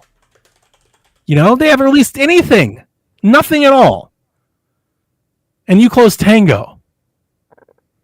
And in the Bethesda aspect of this, because Xbox is taking all the heat and they deserve it. And I'm not going to try to defend them. But remember, Bethesda has its own corporate hierarchy, and they do make their own decision. They do publish their own games. Bethesda is somewhat autonomous still, right? So when Bethesda talks about, we want to refocus on our priority games, and right, this was all the rage last week. Everybody was talking about, how do we make more Fallouts? How do we get Fallout faster? This is their answer to that. They heard you, and they're like, okay, let's cut these studios that make these other games that don't sell well, and we will rehire, I assume, or at least that's what they're peddling. Who knows if they're actually going to reinvest, but what they're peddling as their reason for doing this is that they're going to reinvest those resources into more important franchises like Elder Scrolls and Fallout and Doom, the bigger franchises, which again, that was the whole point of Game Pass. The whole point of Game Pass is that not everything was going to be a microtransaction, looter shooter, multiplayer game, a licensed superhero game, right? That you could have a Grounded. Nobody would ever fucking make Grounded, and Grounded's amazing. Nobody would greenlight that project. And I love that about Game Pass. I doubled down so hard on, I bought into that message so hard. It felt like this is what the gaming industry needs. We need people that can greenlight projects like Ori and Hollow Knight. Like, yeah, get them money, make games, put them in subscriptions. You don't have to rely on the sales. You don't have to rely on 10 million people buying Hi-Fi Rush to make it a success. It's a success because it's in Game Pass, and it'll be infinitely subsidized by the people in Game Pass. And ultimately, I think a big reason why this is happening, there is the corporate greed part. The other part of this is that Game Pass has plateaued. That was where I was about to go. I was like, do you think that this is a I think this is a bigger reason why this is happening, more so than corporate greed. And I don't think people are saying that really. And I think it is what has happened to us. I think Xbox has borrowed against a future where they thought they had 50, 80 million Game Pass subscribers, and they don't. Yep. They have Sean 30 Layden million. alluded to this a few years ago. He's like, the amount of money it costs to develop games, to only then put them in a subscription service that's $10, $15 a month, you have to have like 250 million subscribers to break even on certain games. Like, and that's just not where we're at. I think it works, the point was that the smaller games would be floated by the big games, and the smaller games would kind of fill in while we wait for the big ones, right? You weren't going to have a subscription service that was full of Halos and Gears of Wars. You'd have those every so often, but you'd also have them full of Hi-Fi Rushes and Sea of Thieves and Grounded. Yeah. How do you get there, though? Like, I think it works. I'll tell you how you get there. You make good fucking video games that come out on time. No, I get that. But they can't make the good video games on time. They won't even try. It's like, I know they're trying, but like they won't even test the theory. It's like that's the shit that pissed me off about those remarks. It wasn't the multi-platform. I could care less that the games are going somewhere else. It's they haven't even given again, my issue with Microsoft has been the lack of commitment to the vision. I feel like they're data-driven. They're just data dates. They just follow the data. And the problem is data is reactionary. You need a commitment to your vision. Guess what? Nintendo has a commitment to their vision. Whether they fucking put a Wii U out that colossally fucking sucks, they're like, okay, let's try it again. There is no let's try it again over at Microsoft. They see the trends, they look at the charts, and they go, this doesn't work, fucking jump ship, and let's redo it all. And you can't keep doing that. It doesn't, there's no reason for any gamer to trust what they say, to be committed to their process, to understand what to expect in the future. Guess what? PlayStation gamers know there's going to be a PlayStation 6 with big, expensive, awesome video games on it. They know that. They know that for 100%, whether it sells well or not, they know that that's going to be there.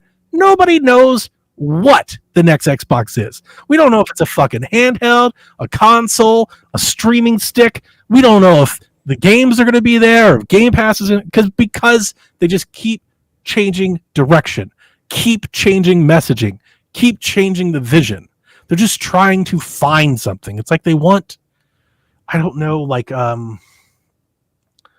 want to say like a lightning in a bottle solution. Like they're trying to hit the lottery. Is this a difference between American-run companies where we're constantly trying to chase the big thing versus the Japanese companies who are like, this is who we are, this is our vision, and we're going to stick to it. Like, that's just how we roll. Where it feels like we do in America just do the exact opposite. It's like, we got to get the big thing. We got to find the big thing. Versus, this is the vision. Let's stay the course and let it do its thing. Like, that's what Nintendo does. Nintendo's like, fuck y'all, this is what we do. PlayStation, this is what we do. That's been, how long have I been on this? It's been fluctuated beyond, but this goes back to the Xbox Live thing. Yeah. They don't have a commitment to what they want to be. And that lack of commitment, I think, is trickling down through their stuff, and it's hurting them. It's hurting them with their customers. It's hurting them with their own management. I was going to say, I feel like upper management of Microsoft was like, look, we make software. Y'all stop this hardware stuff. Just buy the software and become a third-party publisher and just make software. That's what we do here. How many podcasts ago where I was like, maybe going third-party is what's best for them? I honestly think it might. Maybe that like aligns their structure in a way that all of this stuff starts to make fucking sense again. Because what they're doing right now just seems kind of chaotic. The question is like, and you have to be okay taking the loss. Being like, all right, this is what Xbox is now. You may lose some of your diehard Xbox fans, but if they still want to play Gears, they got to play it somewhere. They're losing them anyway. If you put it in Game Pass, that's the thing. For all the things that I've said here, I'm not trading in my Xbox. I'm not getting rid of it. I'm here for Gears and Fable. I love these franchises. Now, if they keep doing this shit, eventually I feel like I'm going to be pushed to make that decision. If they close Ninja Theory, I'm going to be distraught and like fucking angry to the point I might just throw this shit in the woods. Like, I'll just play this shit on my PC. Like, I can't do this anymore. But see, that's the other thing. So what? You get rid of your Xbox. Big fucking deal. The games are still on PC. Like, that's my thing. Like, True. Just commit to the third party thing. Just make the fucking games. Make the games. I'm with you. And we talked about this earlier in the Discord. There's a lot of math to be. It makes sense on like in saying that it sounds easy. There's a lot of math. There's a lot of money on the table. Yeah. You know, like there's a lot of money here. And I don't think the higher ups they don't want to sign off on that. They just bought Call of Duty. Like they're like, yo, let's make some money. You know, like they don't want to give up 30% of an entire platform. Clearly, they don't want to put it in Game Pass. I'm interested to see where this is because I honestly think. I mean, hang on. I want to put a pin on that. Let's come back to Call of Duty. I don't have many more things to say. I did write a note down. This clip has been making the rounds. They made a documentary about themselves 2 years ago. The Xbox Power On. And in that documentary, there's an entire segment about how they closed Lionhead and the lessons that they learned. How they didn't want to do that in the future, and they didn't want to close a studio on short-term judgments. And they're right here. And this is the problem. This has ultimately been the problem. Going back again to the statement you said, TPR, they keep cross-talking. Right? They say something, they do something else, and they say something, they do something against that, and it doesn't. You can't keep doing that. The thing, it's not the thing that pisses me off most off, because the thing that pisses me the most off is that Tango doesn't exist anymore, and that pisses me off the most. But guess what we should be doing right now? We should be talking about Hellblade, how it comes out in 2 fucking weeks. Yeah, it should feel like the year is about to kick off in a major way for Xbox. They have a lineup full of games this year. We're expecting so many games to hit Game Pass and to start up. Hellblade. They've completely destroyed Hellblade. Mm-hmm. And the thing that I said in our Discord earlier is I am, at this point, 100% expecting a day where we get the news story that something has happened at Ninja Theory because Hellblade didn't perform. And guess why Hellblade didn't perform? Because every time you fucking talked about Hellblade, it was full of bad news. You talked about 30 FPS, right? You talked about how it was going to be digital only. You wouldn't even make a box fucking copy of the game. You wouldn't even put it on store shelves. And here you are, right on its doorstep of launch, cutting studios and making everybody hate you. And they're going to blame Ninja Theory for it. They're going to blame Ninja Theory for it. They're like, the game wasn't good. Yeah, no shit, it didn't sell well. Everybody hates you. Like, that's a part of it. That's how this works. And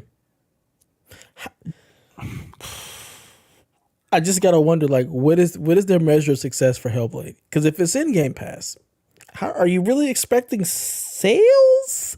It'll be on PC. They'll sell on right. It'll be on PC, but like, it's not a long game. So how many people are like, let me go ahead and just sub to Game Pass for a month? Yeah, it's a niche title. Month, it's not supposed to play this game and be done with it. It's gonna look. It's going to do well. It's going to have Are you sure? Great reviews. No, I'm talking about, reviews. Are you sure? Are you sure? Yes. Yes. Because all of the actions taken by Xbox is a publisher that doesn't have a lot of faith in this game. Remember, the game that they launched the fucking console with. When the first time they talked about the console, they talked about it next to Hellblade, and it sounds like they want to do anything but talk about Hellblade right now.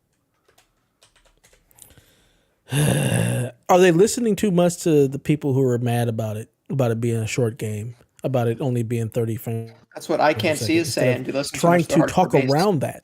Right. Yeah, stop listening to that. Like, if the Hellblade is going to be great. Sean is really big on this, and we talked about this last on Sweet Hangs. Make it a big deal. Okay, so people don't think make it a big deal. Right. Treat it like a big deal. Right? Look good, play good. Try. You did it for Redfall. You did it for Redfall. You had controllers for Redfall. Lots of them. 5 of them. All kinds of previews. The buzz for Redfall was huge. Was that maybe because they wanted to detract from how bad the game was, but they feel like since Hellblade is a good game, we don't need to do that? No, honestly, I think they thought Redfall was going to be good. I swear to you. They said it. They're mock reviews. Remember, here's the thing. Remember how positive the previews for Redfall was? Yeah. They thought it was good. All of their feedback was it's going to be good. So that makes me question, what's their feedback for Hellblade? Because right now, like, they don't want to talk about it. That's the big trend today was, where's the marketing for feedback, or where's the marketing for Hellblade? Which I'm not going to take that bait, because I do think it's bait. Because here's the thing. They have marketed Hellblade. And every time they've marketed Hellblade, it's gotten worse. So at this point, it's like, yeah, stop saying anything. Like, you guys are fucking this up. Because every time they say anything good about it, they also release something to hate about it, which is what and I hate being Mr. Marketing. I hate telling people I'm not a marketing person. But why didn't you get all of that out of the way at first and then start talking about the good stuff? Yeah, there is nobody even thinks of any good stuff with Hellblade. There's nobody even thinking that it could be good, like general, casual. That's not the zeitgeist of Hellblade right now. That it could be a game of the year. It's so sad because it's gonna be a good game. It's going to be good. But again, my question is, how do you market it? Like, how do you find its success? It's not a physical copy, so you've alienated the people who want to buy the physical copies. You get people playing the game on Game Pass. You don't need engagement. You need people to buy the goddamn game. Well, I mean, if they're playing on Game Pass, they're chipping in, right? That's the whole point. It's supposed to subsidize this. I wonder if they'll see a spike in subscriptions when it comes out, and or is it just the 1 PC. month? Here's the thing: if you can't find growth, okay, like this is why I was okay with the multi-platform thing. Okay, you don't Game Pass doesn't have enough subscriptions for you to want what you're doing. Okay, put it on PlayStation. Yeah, put it on Nintendo. Okay, find growth. Go do what you need to do. I get it. You're gonna do the same thing with Call of Duty. I'm okay with it. Put it on Game Pass and then put it everywhere else. Yeah, right? They're not doing that. They have to. Like, it just doesn't make any sense. Well, they're going to do it a year from now when it's over. Yeah. And then they'll close the studio. Ninja Theory's closed. Yeah. Are you fucking on the heels kidding of Hellblade 2 coming to PlayStation 5. Hi-Fi Rush hit PlayStation like 2 weeks ago. Closed. I think it was about a month ago, actually. It just came out. Like, where we want to learn. We want to put the thing out there and learn. What the hell did you learn? Yeah, what like you put it out and close the studio. What? You learned that it sold well on PlayStation? Is that what you learned? And we're going to get rid of them? Like, it did too well on PlayStation, so you had to close it because the Japanese people bought it on the Japanese system? Is that what happened? Again, my final take on this as a whole is the same that it has been, I feel like, for years now. For all of their trying, for all of their making controllers and toasters and fucking sweaters and videos and sofa talks and kind of funny talks and IGN talks and appearances and what's on Phil's shelf in the background, for all of this shit that doesn't matter, they just haven't committed to actually making a quality lineup of games over multiple years that actually release, that actually hit on time. They're not doing what the other two do, and that's the problem. It's not because nobody wants to buy Game Pass. I can't stand when Phil says, we've reached all the players that are interested in Game Pass. No, you haven't. You know why? Because you haven't juiced Game Pass yet. Game Pass has yet to hit the stride that we were promised. The bang, bang, bang, bang. You bought all these studios. Here's the game. Here's the content. Here's the flow. You have yet to be Netflix. Netflix has something coming out every month. You don't. Right. That 2020 presentation, you remember where they said, day one of Game Pass. The Stalker 2, like that presentation. Still not out. I was so excited. That entire presentation is yet to release. And I'm like, I thought this showcase in a couple months was going to be that. Like, Avowed was supposed to be this fall, Stalker 2, Gears. Exactly. I'm like, exactly. That's the thing that hurts. It's like we're on the precipice of them finally getting there, and they're changing everything before we even try it. It's like, how about you fucking try? They're like, we don't know if we put Call of Duty in it. Put Call of Duty in the Game Pass. See if your fucking numbers go up. Guess what? I bet they do. Like, it's not that damn hard. Like, the thing that I hate is that I really believe in the model. I always have. I still do. I don't think it's a loss. I don't believe in Layden's take and all the other takes where they think it's unsustainable. I think it is sustainable if you fucking hit it. There is a reality where all these games come out, they're good, and they have 80 million subscribers. That's not a far-fetched thing. It's not, but the question is, will they actually come even with all this? I feel like it doesn't seem like they're capable of doing it. They're definitely I asked Sean this uphill battle. I asked Sean this on Sweet Hangs last month. We went through all of these machinations of what could be, and I asked him the simple question. I was like, do we think they're capable of delivering those games? Like, are they even capable of doing it? Is there any evidence to show that they can do it? Yeah, not with current leadership. I don't think so. Their best game, I stand by this, the best game that they've released in, and I'm sure my time might be off here, I'm going to say 8 years, 10 years, is Ori. A game they own, but they don't own the developer. They've got great developers. I don't mean to, like, Playground is amazing. So is the Coalition. They're great. Right? But they missed the mark too many times. Are any of those games bringing people to Xbox, though? In quick succession, I think they would. If you have... Well, with Activision, you got the major pull of the mainstream, and with all those games interspersed in there, those AA hits repeatedly one after another. I think you could. Let's come back to Call of Duty now. Though? Let's talk about Call of Duty. No, it's not. No, it's not. I don't agree. They're fine. The reason why I ask is because are people going to go out and buy an Xbox that don't already have one? No, probably not now. Not now. But that's what I mean. Is it too late? You've lost that now. That doesn't mean that it's be that way forever. Right? They're going to launch a new console in a couple of years, and you got a chance to get them back again. So now, in Xbox's position that they're in today, they should be thinking, how do we turn this tide for then? They need to be thinking 2 or 3 years ahead now. All right. When we get another crack at this, how do we flip the script? Yeah, do people and like PS3 I'm not going to lie to you. Let's talk about the Call of Duty thing. If they don't put Call of Duty in Game Pass, that's going to be so. I think that's going to be so more detrimental to their business offering than people think. Like if they've spent all this money to have this and not put it in Game Pass, I think that's a road too far for some people. I think some people are going to check out. People are going to be like, look, I've been on this ride this whole time waiting for this, and if this is what you're doing, I'm done. I'm off. So that was a side conversation that me and Delvin had earlier today. He was like, they can't put it in. I'm like, if they don't put Call of Duty in Game Pass, not only are you going to lose the people who don't already subscribe, like you're gonna lose the people who are in there for Game Pass. You're gonna lose those people. That's the point. You're gonna lose the people that are lose those people who are there thinking, all right, at least I got Call of Duty. It's coming to Game Pass. I'm glad we see eye to eye on this. I'm 100% with you. They can't do that. If they can't do that. It's going to be worse. Let the people buy it on PlayStation because you're just filling your coffers with dumb enough to try that extra cash. But they're dumb enough to try. At least put it there. Call of Duty doesn't sell enough on Xbox to warrant not putting in Game Pass. Yeah, exactly. Remember, Game Pass is only on Xbox. Yeah, I'm one of those people. I would love yearly COD campaigns interspersed with all the other goodies Xbox has. Yeah. That's why I got Game Pass through fall 100% 2 years ago. And War's approaching. I don't know if I'm going to keep it.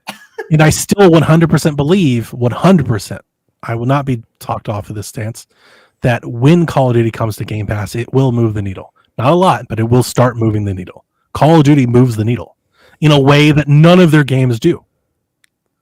And again, my wonder is, does it move the needle consistently, or not at first? Not get a hit. Yeah, you get a hit of that. It's not going to change for Call of Duty, and then we don't. It's not going to change. It's not going to change their business overnight. That's not going to happen. The question is, for a change overnight. Do it. You keep doing it. If that expectation is set, and you keep doing it, and you have the auto scrolls, and you hit a gears, and it builds on itself. Yeah.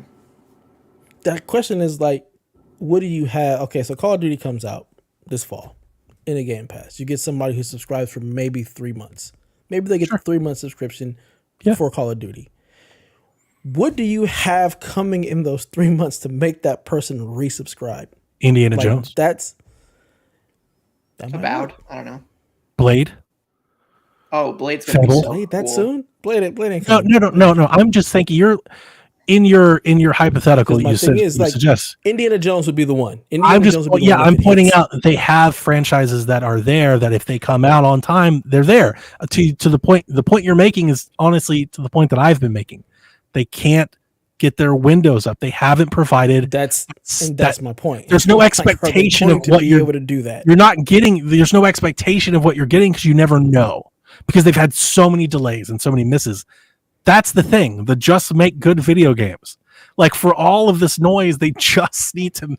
I'm telling you, it works. It works Even if you just show up. Early access, like just release them in early access. Like, hey, this is out. It ain't done, but it's gonna get better. But you have access to it. They've done that before with other games, and it did. Grounded released that way. And look at Grounded. Big games. They need to do it with stuff like Indiana Jones. Should have done it for Redfall. Ready in December. That too. Do it with the games that you want to be the system movers. That way people can be like, oh, I got access to this. That's what TPR and I were saying. This year, after all the delays and everything, this was the year that they were beginning to stack up the releases in a way that we're like, it's about to happen. Like we're about to get there. Like we're starting to line up. There's games have been in development for a long time.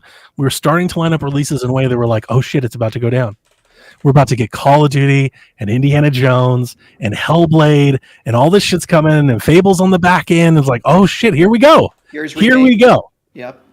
And then you're like, well, let's start closing some studios. Let's lay off some people. We're going to put our games on other platforms. Like, what the fuck are you doing? You're ruining all. It's like they're self-sabotaging. Like, you're sabotaging your own fucking thing. This is your thing. Yeah. Oh. 1 step forward and 7 steps back. Yeah. I'm curious to see what happens because most of my friends who I know are big Call of Duty people, they're not getting it on Game Pass. They're just gonna. No, they're not. And I don't. Again, it's because it's you can't. So that's where I'm like, where's the growth? You can't flip it. Besides, you can't flip it in a day. It's going to take years. You have to set the standard that what people can expect. You have to make them want to come over. One game's not going to do it. It's going to take 10 games. That's the issue. PlayStation didn't win because it released The Last of Us. It's because they released The Last of Us and Infamous and Uncharted and Ghost of Tsushima and Horizon. There's an expectation of what you're getting over there. Yep. Xbox has none of that. Like, I don't know. Maybe Starfield's good. Nobody knows if Hellblade's good or not. It comes out in 2 weeks. Nobody knows. We're like, well, I hope it's good. The Last of Us was good, but does anybody know? Is anybody like, that game's going to be fucking banger? Nobody really knows that. How could you? What has Xbox given you to believe that to be true? It just makes you wonder, is Xbox cooked? Is it too late? And therein lies the third party stuff. Mm-hmm. This is where I've been for what, 6-8 months, Dev? You've been here with me. This is where I've been. Like at this point, I'm like, I don't think any of this works. I want it to work, but them doing it, none of this works. And I'm just thinking like, that's where that whole, back when I was trying to explain it, that's where that whole, like, maybe third party is the best for them. Get out of this race, get out of this stuff, unplug Game Pass, like, get off of this treadmill that you're fucking royally screwing up, and just be the world's best third party publisher and release the games everywhere you can when you can.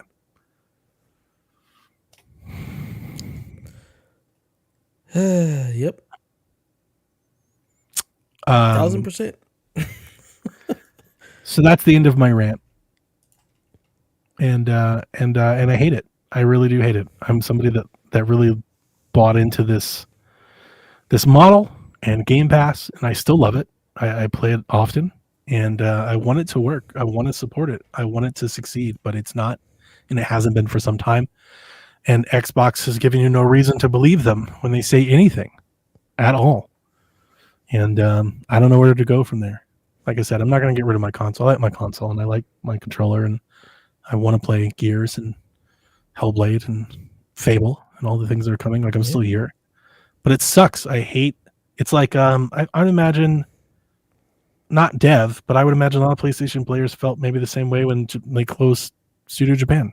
I felt the same way. I was like, this is a core part of your offering to a big sect of players, or these sorts of games. And yeah, they don't sell very well, but it's a part of your identity and your value. Like, you know, like it's a part of your narrative and your offering. And for that reason alone, it's important to keep a little Big Planet around every now and again. You know, a Hot Shots Golf. It's the important. Difference is Sony still makes those third party endeavors to keep the things, keep the lights on, keep the people coming. I'm actually glad that you said that, because that was on my notes, and I definitely didn't hit that, because we definitely hit Game Pass isn't hitting. But the other part I was going to say was corporate greed, Game Pass plateau. But why is Game Pass plateaued? Because Infinite and Starfield weren't it. Mm-hmm. Right? If Infinite and Starfield were Halo 3 and Skyrim, this is all different. Seriously, just those two games. They haven't had that game. They haven't had their Last of Us moment. They didn't have, their Ghost of Tsushima. They haven't hit yet. They haven't hit on one, like truly hit on one. And that those big ones are the reason you get people in, and you keep them around with the smaller ones. And unfortunately for Game Pass, I think for a lot of people, it's the smaller ones. Like, that's its value. It's day one indies. It's Ori, it's Cuphead. It's not fucking AAA, quote unquote Twitter gamer banger. People want bangers. They want something that takes over the industry. They want to talk about it with their friends. They want that big game. They want Final Fantasy. and I haven't had any of those. Dude, Dead Space remake, EA Play. It was Yeah, but dead last. It shows up like 8 months later. EA Play is it was PS Plus. Yeah, PS exactly. Plus. Like Immortals of Avium is not even in yet. Damn, they've It's already on killed PS that Plus. studio. Right, exactly. Those things, like I value the DPR. I appreciate it because it saves me money. But you can't sell people on a service based off game that came out a year ago and it's available everywhere else, and you could have bought for $6. You're right, but it sweetens the deal. It does. It does. It does. And if you But without the But- bangers, without where's the, I keep the deal? subscribing when I can just pay $6 for it. without It's the the same cake, thing. without the cake, what's worth the sprinkles? That sort of thing. Yep. Where's the cake? Cake is a That's lie. the problem. Stellar Blade got it. Yeah, Well, everybody's got all the cake. And that cake is no lie. I'm very interested to see how. Oftentimes, I love going back in time and seeing how reactions change at like E3 conferences and stuff. And I feel like today is going to be one of those days. There's a lot of people today very upset with Xbox, and I'm one of them. There's a lot of people today writing them off forever, and it'd be interesting to see how that narrative shifts, not just years from now, literally next month. I was gonna say next month we announce Call of Duty. Because here's the Xbox thing. is back, baby. Well, I don't think Call of Duty is going to be the one, but if they have Gears might be it. Because Gears is Gears. How far off is Gears? I think Gears is next year. You should Yeah, get they've a been Gears working on remake, Gears Collection. And There's supposedly multiple Gears projects in the work. But here's the other thing: is What I have is, rumored like- one of those might be coming to PlayStation. And if they Right. put Gears on PlayStation, what the fuck are we even doing anymore? Even with Like, Gears, are you bringing anybody new in, or are you just keeping the people that are already there? No, if you're trying to get growth? I think Gears is one of those games where when it's good, it reaches out. Like Gears is an event. I think people will come for Gears. I do. New people, or just the ones that are already here? No, I think new people will show up for Gears. if it's that good, Because here's and the reason I say that is, honestly, it's a blind faith in the coalition. I am one of those people that think the coalition don't miss. Like that's the thing with them and Playground. Those are Xbox's studios that you can really have a lot of faith in. When they release a game, their game hits. It is that game, right? But wasn't Gears 5 kind of mixed? Like, I love Gears 5. Maybe you're right, but I love Gears 5. I feel like Gears 5 was a very mixed reaction. I don't remember like 1,000%, but I feel like it was a mixed reaction. So again, it just makes me wonder: does Gears create growth? Does it bring new people, or does it just bring the Xbox faithful? I don't know. Like the people I who can't are answer. already. I think so, but I don't know. I think so. Again, but growth. When you say growth, are you expecting to flip the console race in one day for one game? Oh no! I don't think it's a one game thing. Do I think Gears flipping anything? I'm just talking about. I think just Gears will kind of spike. growth. Do I think Gears will spike sales on Steam and Game Pass subscriptions? Yeah, I do. 100%. Yeah. When Gears 6 releases, Gears 6 will be one of the best games sold on Steam. It'll be in the top 5 for sure. And is that growth? To me, that's growth. Right? It's a marquee release. The problem is that you need a lot of them to flip the narrative, right? You need a lot of them to flip the race. Yeah, And because again, my they thing is have like, do I a just generation. do I just pay the $60-$70 for this game, or do I subscribe to Game Pass? Like that's Right. It doesn't matter. You can buy it on Steam or you can subscribe it. Like as long as you're doing, Gears things. I feel like if you're not subscribing to Game Pass, I feel like you're losing. Like I feel like I don't think you're losing if you're selling Xbox, $70. if you're trying to push the narrative Put of the Game fucking Pass, thing on PlayStation. Like that's where I am with again. Put it on they just need to PlayStation. go third party. They just need to go third Exactly. party. That's where I am. Like this doesn't work. Like this. This doesn't work. Dev, you asked how you get how you get new people on Gears on PlayStation, right? That's your growth. Bingo. If it's all about the growth, that's your growth. And like I said, if we're putting Gears on PlayStation, what are you doing? Just call it a day. Right? Like pack it up. Just put it on PlayStation. We'll all just play PlayStations. That's fine. PlayStations and PCs. But you can't have or your your own. case Switch and PC. So when they did the I don't want to regurgitate this all, but when they did the multi-platform talk, I said it then.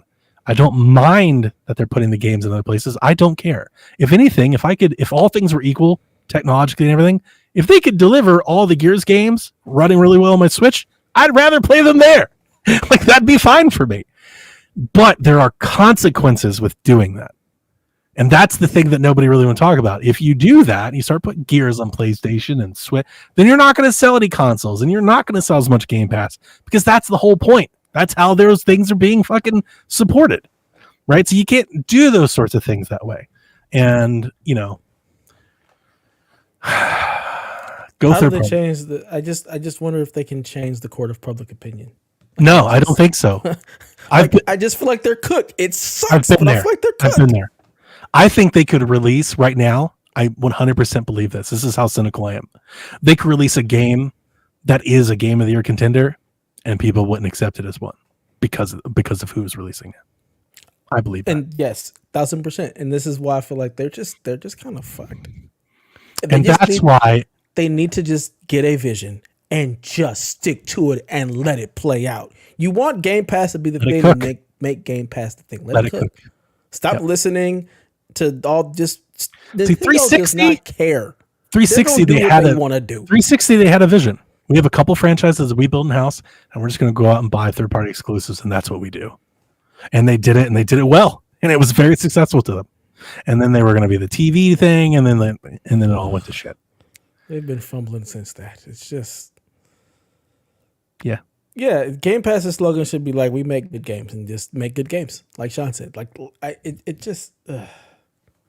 it's so sad. Because you know why I buy PlayStation? Because they just have fucking good games that I enjoy. Yeah, they have good. Why wouldn't you? Yeah, they have good games. Like that's 100%. It. It's so simple. People go to Nintendo. Why? Because they make good games over there. And I think people, you know, I've said this here, but I think people think that like I'm Mr. Xbox and anti-PlayStation. I've had PlayStation before.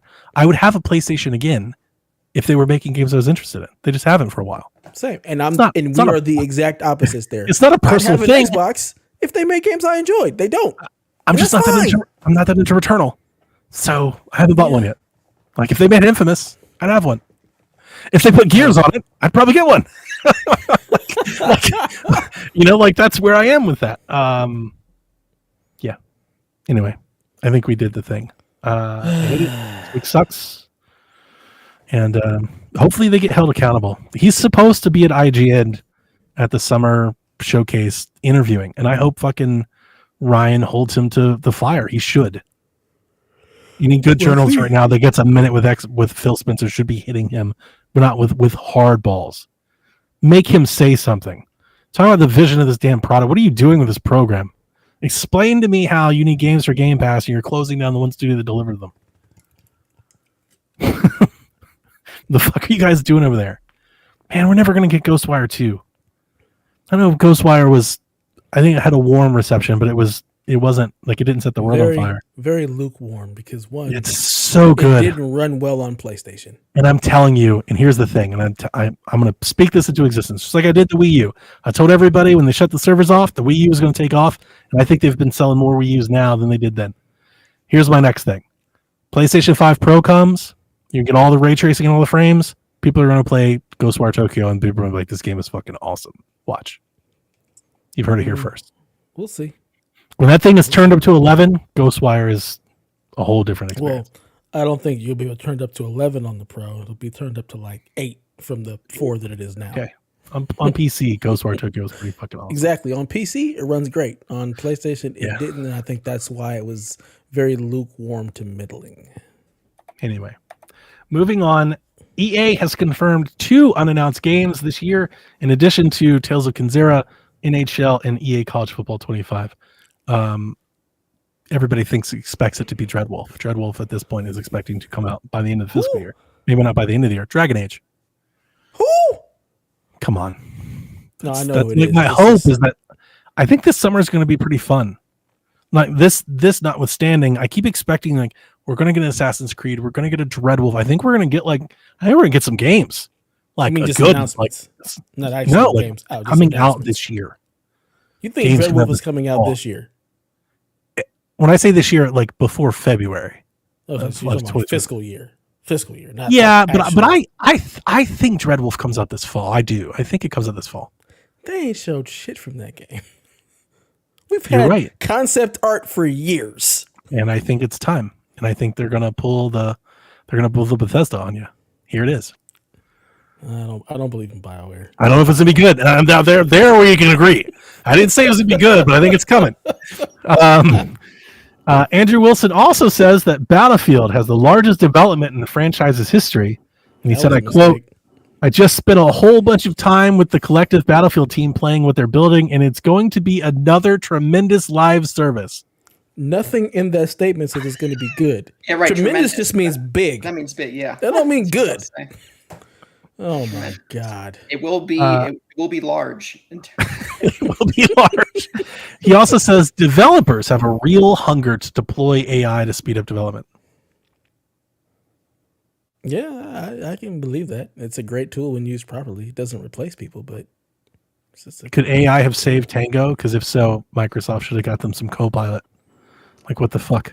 For me, the biggest upside in AI is better performance on Moore's hardware for the AI upscaling and all that. That's what I'm really looking forward to from the technology. Copilot's trash. Nintendo this week acknowledged for the first time formally the existence of the next console. Good for them. We'll talk about it more. On you, Nintendo. We know you have a vision. Yeah. Nintendo World Championship NES Edition was announced today. Dev, this is your fucking time. You're here. You and Delvin are so back. What do you mean back? We never went anywhere. You're back. You got in it. We don't need this thing. Oh, come on. I already have all my Nintendo games. So why would I buy snippets of games? Why would I do that? I already have all the NES games. Like, no, yes. I don't give a shit about this. It looks cool. Because it looks cool. I have no place to put any cool stuff. I have no nostalgia for this. Yes, you do. No, I'm not interested in this at all. Dev, you definitely have space. If you wanted to, you'd make space. No, I literally have no space. There's a shelf behind you. You can put it right there. What shelf behind me? There's no shelf behind me. That's a closet. That's not a shelf where I see a table. Like, I see the legs and everything right here. This is my wife's cricket table. So move some of that shit and put the NES thing on. Not gonna happen. Cricket table. Your wife plays cricket? No, it's a cricket. It cuts vinyl. It's a vinyl cutter. So she does all of her little crafts and stuff there. Oh, all of my shelves are full. I can't see Asus during the Xbox talk. Would it take a next gen console to be a hard reset? I couldn't imagine anybody under their right mind choosing Xbox over like any other alternative at the next console launch. Like, until further notice, like, I think Xbox has a long way of going to make people like pick them. And maybe like a handheld, maybe that is the way, because I think people would be jazzed by like a really cool handheld. You know, maybe getting different is their best path forward. But like, I think they have when it comes time for people to like pick Xbox, you think they've dug a huge hole. Like, they're going to have a hard time. There's a lot more they got to do between now and then. Like today, how could I own an Xbox onesie. And today I'd be like, why the fuck would you buy an Xbox? You know what I mean? Like, get a PC, get a PlayStation 5. Don't do that. Why would you? Yeah. You know? So it's going to take PlayStation royally fucking themselves by launching a $700 console with no games or something. $1,300 or some shit. Yeah. But yeah, that Nintendo World Championship thing, it's cool. It looks dope, but I have absolutely no use or reason to ever purchase said item. I'm not too interested in either myself. It's just not it's not that I wouldn't be. I loved NES Remix, and that's kind of the problem. This isn't NES Remix. It's not zany and fun. It's speed play and competitive play, and I'm like, I don't want to do any of that. Either. I don't want to play competitive Excite Bike. I'm not trying to speed run Legend of Zelda 2. No, not at all. I pre-ordered it just because the cart looked cool, but I see like, they got you. But they've got all of you guys. What I do is I pre-order it, and then like 2 weeks before, I'm like, do I really want this? No, cancel. And then you watch scalpers sell them for $400 on eBay. Yeah. They won't charge me. That could have been me. Yeah. I don't even want the gold cart. Like, I'll just break out the golden Zelda cart that I already have. Because again, get the actual cartridge. It doesn't even play. It's just a replica.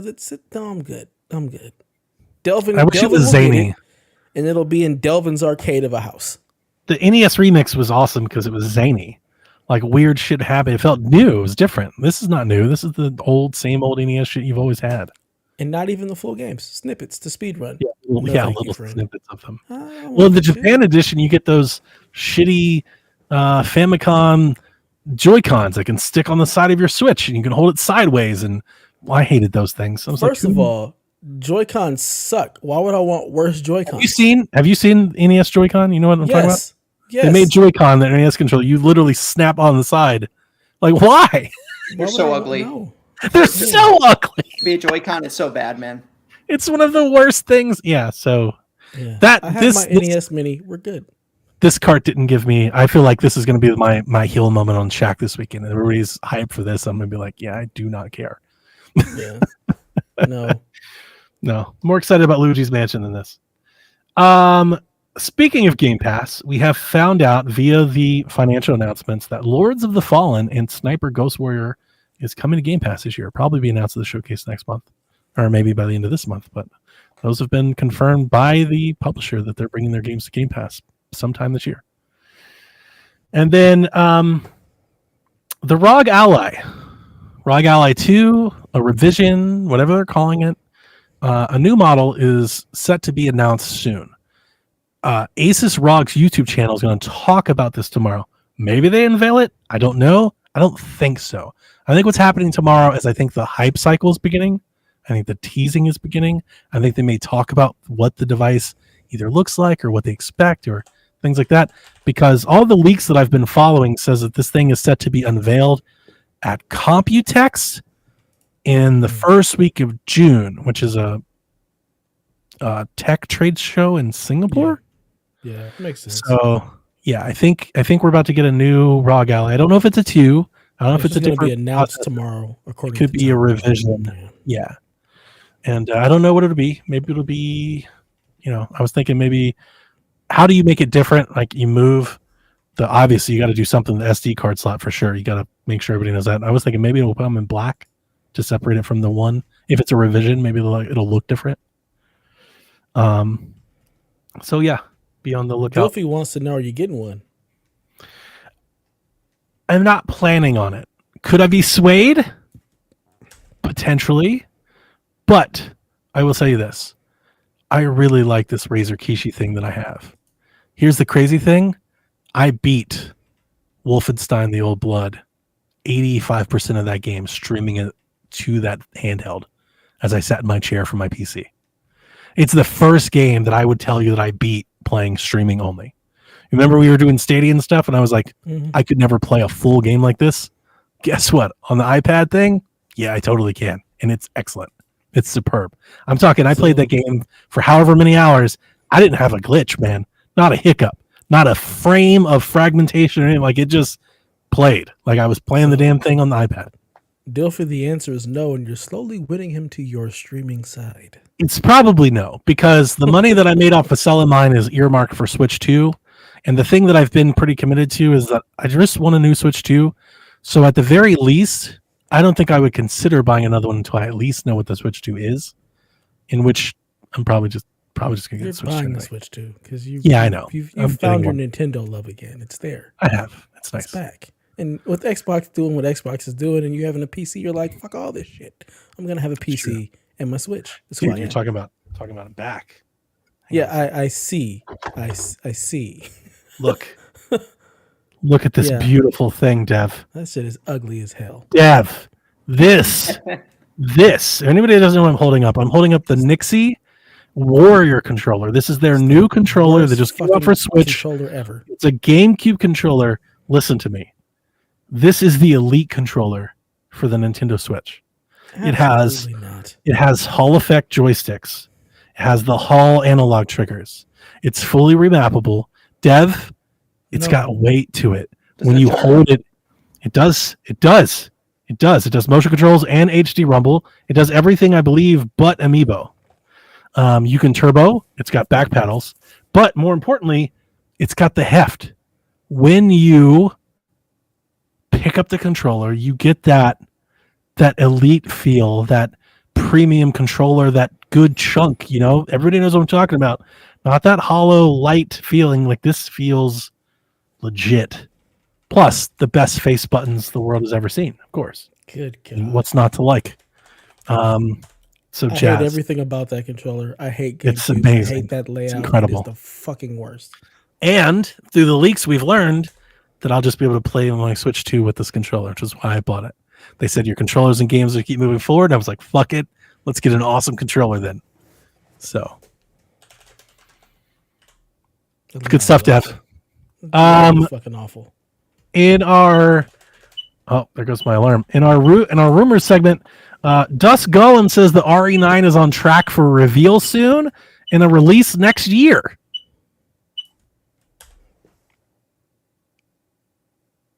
I don't Nothing from either of you. I just told you how I think this summer is gonna be good. Could have a PlayStation showcase to show off a new Resident Evil game, and you're like, I don't care. Not a big Resident Evil I've never guy. cared about Resident Evil. Yeah, I mean, I know, but it's still a big deal for gaming. You don't have to care about it for it to be a big deal. So Yes. I don't care about. So Singapore I don't care about location. big deals for gaming. I care about big deals for me. If Well, it they doesn't said make me, that, I don't care.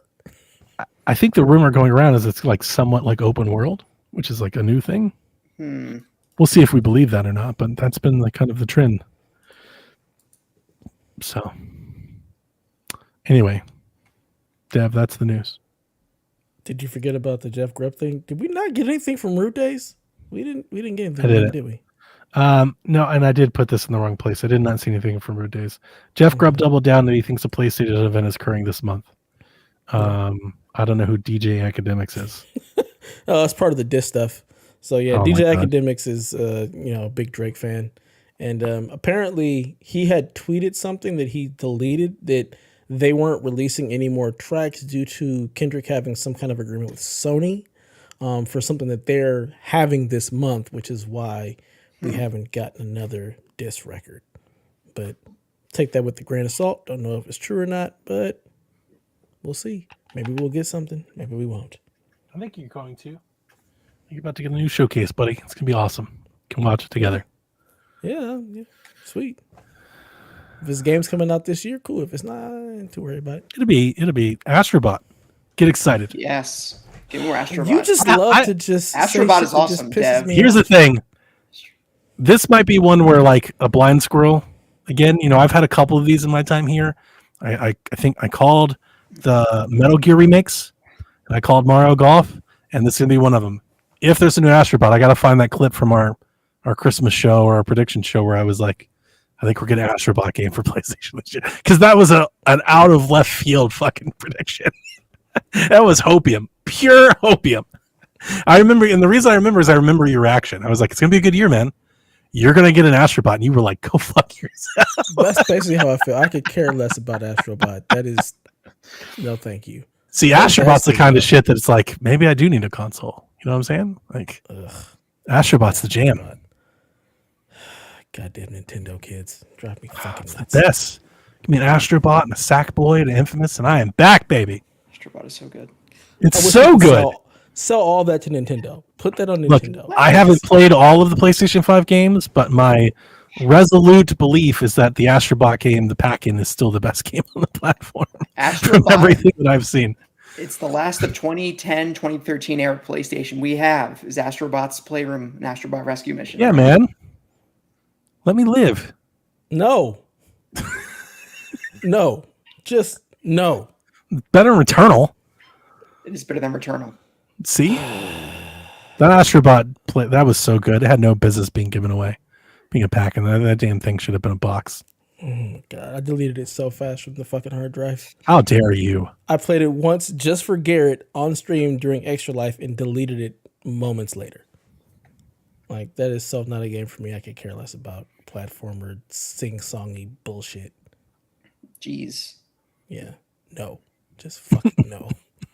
Leave that shit on Nintendo, damn it. You like Kenna? I Yeah. did like Kenna because I could kill things. Kenna was great. Not Astrobot, dark. though. It's a I little love Kenna, darker but it's story. not Astrobot. I know. Astrobot was Get rocks. superb. I'm trying to get Dev here. Kenna's pretty like all It's ages dark. type. It's a little darker. Yeah, I don't know was about just way too happy. Not all ages, but all right. There has to be some. You like Mario when you were a kid? No, Yeah, that is you're like barking that is up a the wrong long tree running here. thing with me. Like I bought the Super Nintendo without Super Mario World because I Right. don't care about Mario in any way, shape, or form. I don't like Missing out. platformers. It's not my thing. That's true. You really don't. All right. You like Ratchet and Clank platformer? That was cool. I played it. It was all right. But that was the only Ratchet and Clank I've ever Ratchet played. was really I didn't good. play any of the other ones. Ratchet was really good. Not Astrobot good, but really good. That's fine. Astrobot game was fucking You're entitled dope. to your wrong opinion. That's cool. Dude, if they release like if it's like a big like fucking 3D World Astrobot game, I might have to get in.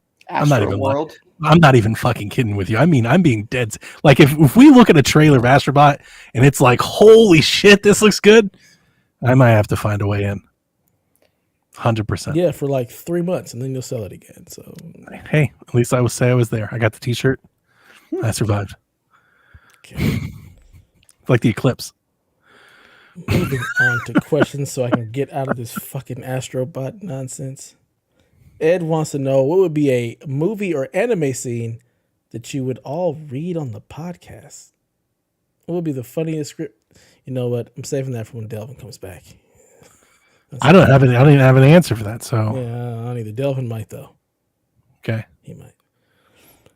T wants to know what's your hype level for Judas?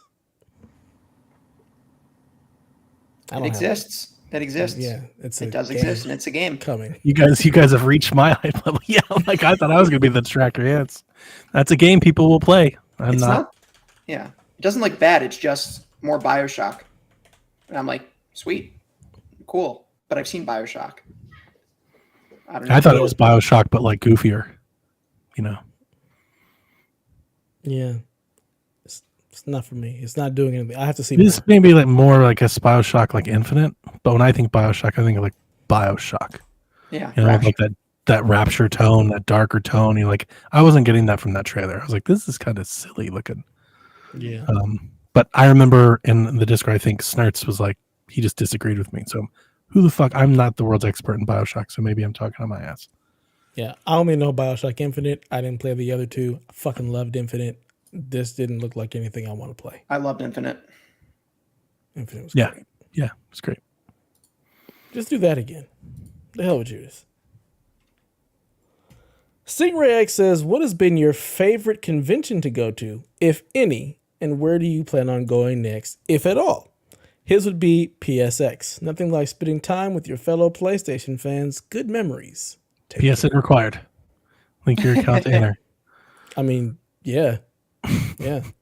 I fucking loved PSX. Oh my God. I went to 3 out of the 4 of them. Only one I didn't go to was the one that was in San Francisco, and that was because that was when my son was born.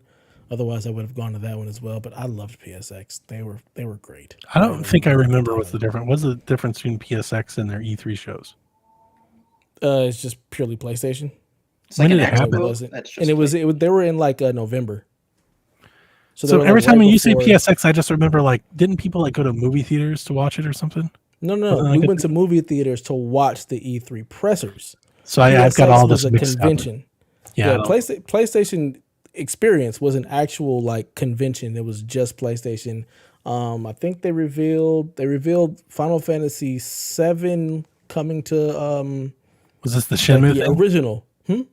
Was this the Shenmue thing, or is that E3? No, that was E3. E3 So this was like dreams. when they announced. So let's see. The first one, it had the Final Fantasy VII coming to PlayStation, but it wasn't like the remake. It was just like the original coming, and they Wow. also had. That's some Nintendo shit.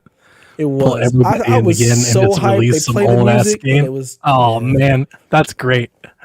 They had the playable demo of the Order 1866 or 1886, whatever that was. Sure. It was like the very first one was like really cool. It was smaller. They had a lot of indie games there. It was just dope, and it was just all PlayStation.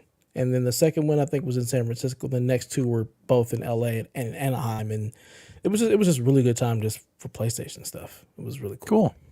Yeah, so that was my favorite. I would love for them to bring that back. It'll never happen again though. Yeah, I think for me, PAX West, I went last year, and Nintendo Live, that was awesome. Nice. So PAX West was really fun. I went on Labor Day, which is the last day of the convention, so it wasn't as crowded. There's a lot of great booths. I saw games that were even before early access. What's the game, Donnie? That Anton game, coming out on Yeah. the Switch, that zany one. I tried that That's- out. Oh, I remember you're talking about. Yeah. Yeah, right. An Anton Blast, I think it's called. Anton Bly, yeah. Right next to the developer, and I was just talking. It's just to him. chaotic. Yeah, it's so chaotic. It's very like almost Devolver-ish, and it's like, and I'm actually surprised to even hear myself say it, but it's almost, I think it's too chaotic for me. For me, it was too much to hand. Like, it was a little too hard for me, but it was really fun to play. Yeah, there are moments where a lot's happening, and I'm not even exactly sure like what I'm in control of or like what's happening. There's just animations going in all different. It's like almost Sonic-like. You're like, well, some shit's happening. I don't know if any of these buttons I'm pressing are doing anything. like it's doing stuff. Yeah, but Nintendo Live was awesome. The lead up to Wonder got little Elephant Mario keychains, all these different figurines. Mario band. Victor Lucas was on stage emceeing. It was just really cool atmosphere. Victor, was that's Sean's guy, right? That's Sean's guy. Yeah, he was emceeing on Canadian Jeff Keighley. Yeah, right. He was there on behalf of Nintendo as their MC for that event. Yeah. Cool. So there you go. Canadian Jeff Keighley. There he is. He's MC. He's doing his thing. It's a big deal, apparently. I don't know who this is. Like, I think I know who he is because I've seen Sean's picture of him, but like, I don't know what he does.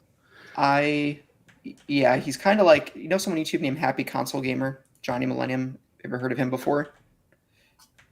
Okay, I guess he's a Canadian gaming personality, and in particular, like Sean Is he a said, YouTuber? Is he like an influencer? now he's a YouTuber, but he was big in the G4 days. Like, he was Canadian G4 for gaming, kind of. Gotcha. Okay.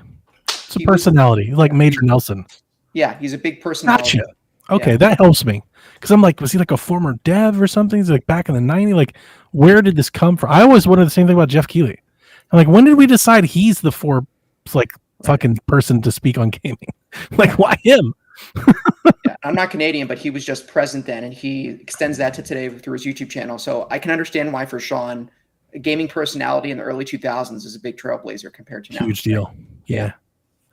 Yeah, I never really got into I don't think like gaming personalities until like maybe the 2010s, like the early 2010s. Right. Yeah.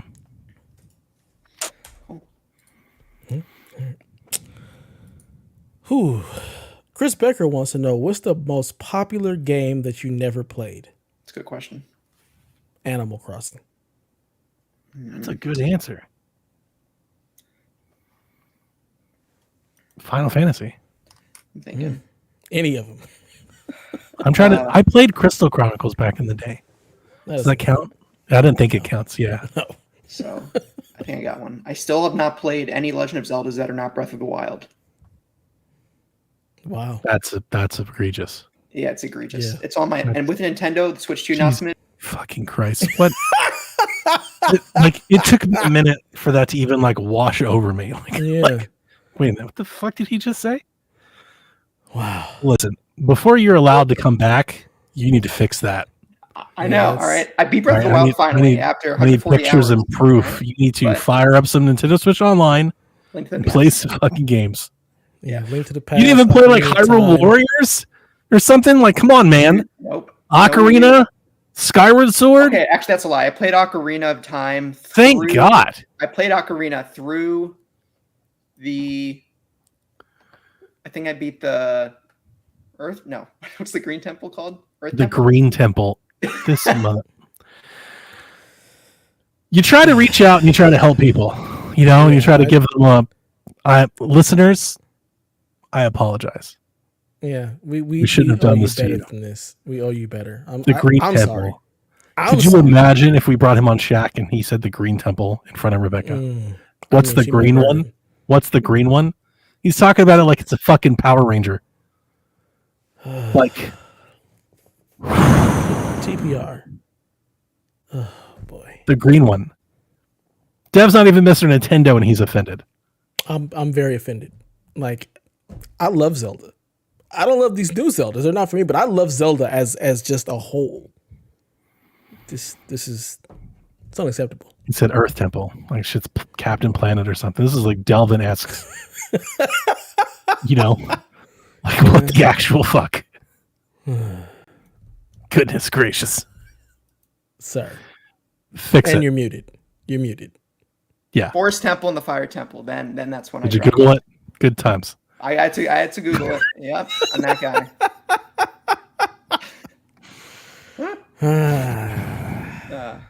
Yeah, you got to fix that. Rebecca might kill us all. Oh, Like, I played Link for Between real. Worlds. No, I played Link Between Oh. Worlds. Link Between Worlds is dope. It is really good. You need to fire up NSO and you need to play Link to the Past. Yeah. Yes. And then you need to complete Ocarina of Time. Yep. Correct. And then you can play like Hyrule Warriors or something until Wind Waker comes out. No Majora's Mask? Don't you pay Majora's Mask, Donnie? No. Majora's Mask is at the bottom of my to-do list. The very bottom. Like it's way down there. It's on a different list altogether. Yeah. Maybe I'm not a Majora fan. Yeah, maybe some Link's Awakening. Yeah, for that. Definitely. Yeah. Wish the remake ran better, but it's okay. To Rebecca. Just play the original Link's Awakening. Just Yeah, play the Game Boy version. Link's Awakening DX is on NSO. Yeah, I'm serious. I could play it and save $50 on a remake. Yeah. Mm-hmm. You can't play the 64 games unless you have the 64 controller. Otherwise, you're going to be playing it with some weird god awful configuration. I got the source port for Ocarina of Time on PC, or the There you one go. that runs off as an executable. Yeah. Do that. Yeah. Do that. It's always funny watching my son try to play N64 games with the. It's terrible. It's Like, bad. I cannot believe that was their solution for mapping the thing. Like, in what world does that make sense? Like, hold the trigger to double off and do the like what? Just all bad. It's so bad. You really do need that. Like, that's the only reason for having that 64 controller. Now, here's the thing: you can buy Bluetooth 64 controllers that are half the price. You don't have to get a wired 64 controller, USB. Just plug that bad boy and play that way. You know. Or just don't play N64. Don't say that. Don't say that. Nobody wants to hear that. That's the truth. There is. I have these for my 64. I don't have one for Switch yet, but the Brawler 64 is a modern control pad made for N64 that looks like a modern controller. They have released a Switch version, a wireless Switch version of that controller that you can just play, and it's like $30. I've almost bought one a few times because I have 4 Brawler 64s for my actual 64.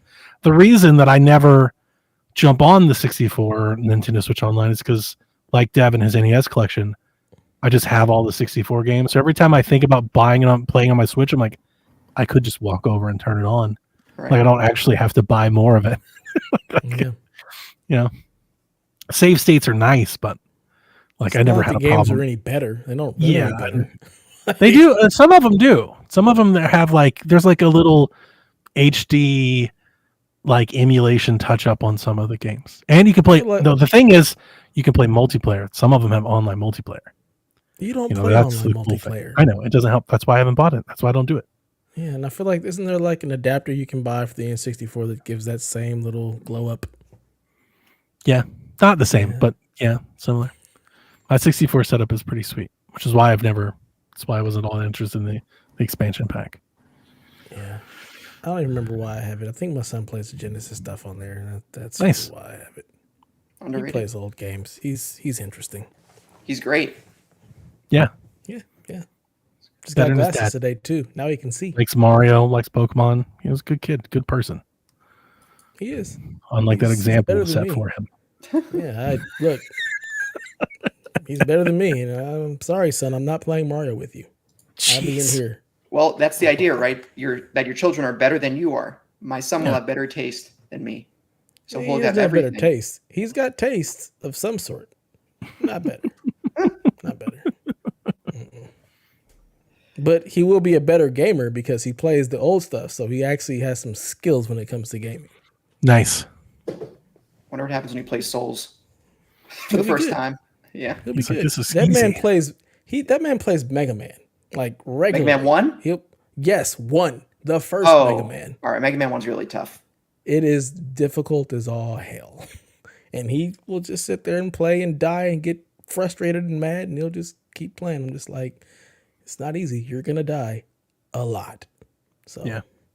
And I've tried to like get it ingrained in his brain that like when you die, it's just making you better at the game. You're going to get better. It's going to make you mad, but eventually you'll start to get better at it. So, yeah, just like life. When you die, you get back up. Basically. Get knocked down 10 times, get up 11. That's how it works. I don't know which one of y'all's cats that is. But that's my cat. Mine. That's my cat. Mine's here, but she's not doing anything. She's just here. Speaking of old stuff, Tyler says, which console did each of you grow up with? Now, the competition to that system that you had is your first console. What are you playing? What are you playing on? And what's the first game that you play? For him, it would have been the Super Nintendo, and he'd be playing one of their beloved RPGs and maybe have a better appreciation for them now. I don't really know how to answer this because I had a lot of consoles in a short amount of time. I didn't really grow up with one. I want to say the 64. Okay. It's probably like in my coming of age years. Because it's like I'm in between the 64 and the GameCube probably. They weren't my first consoles, right? But like they were kind of happening when I got into them somewhat. So I'll just say the 64. What's the opposite of the 64? The PS2? PS1 basically. The one? PS1. I might have one of those too. So I don't know how this works. You have that. So you don't have your N64. You just have a PS1. What are you playing on it?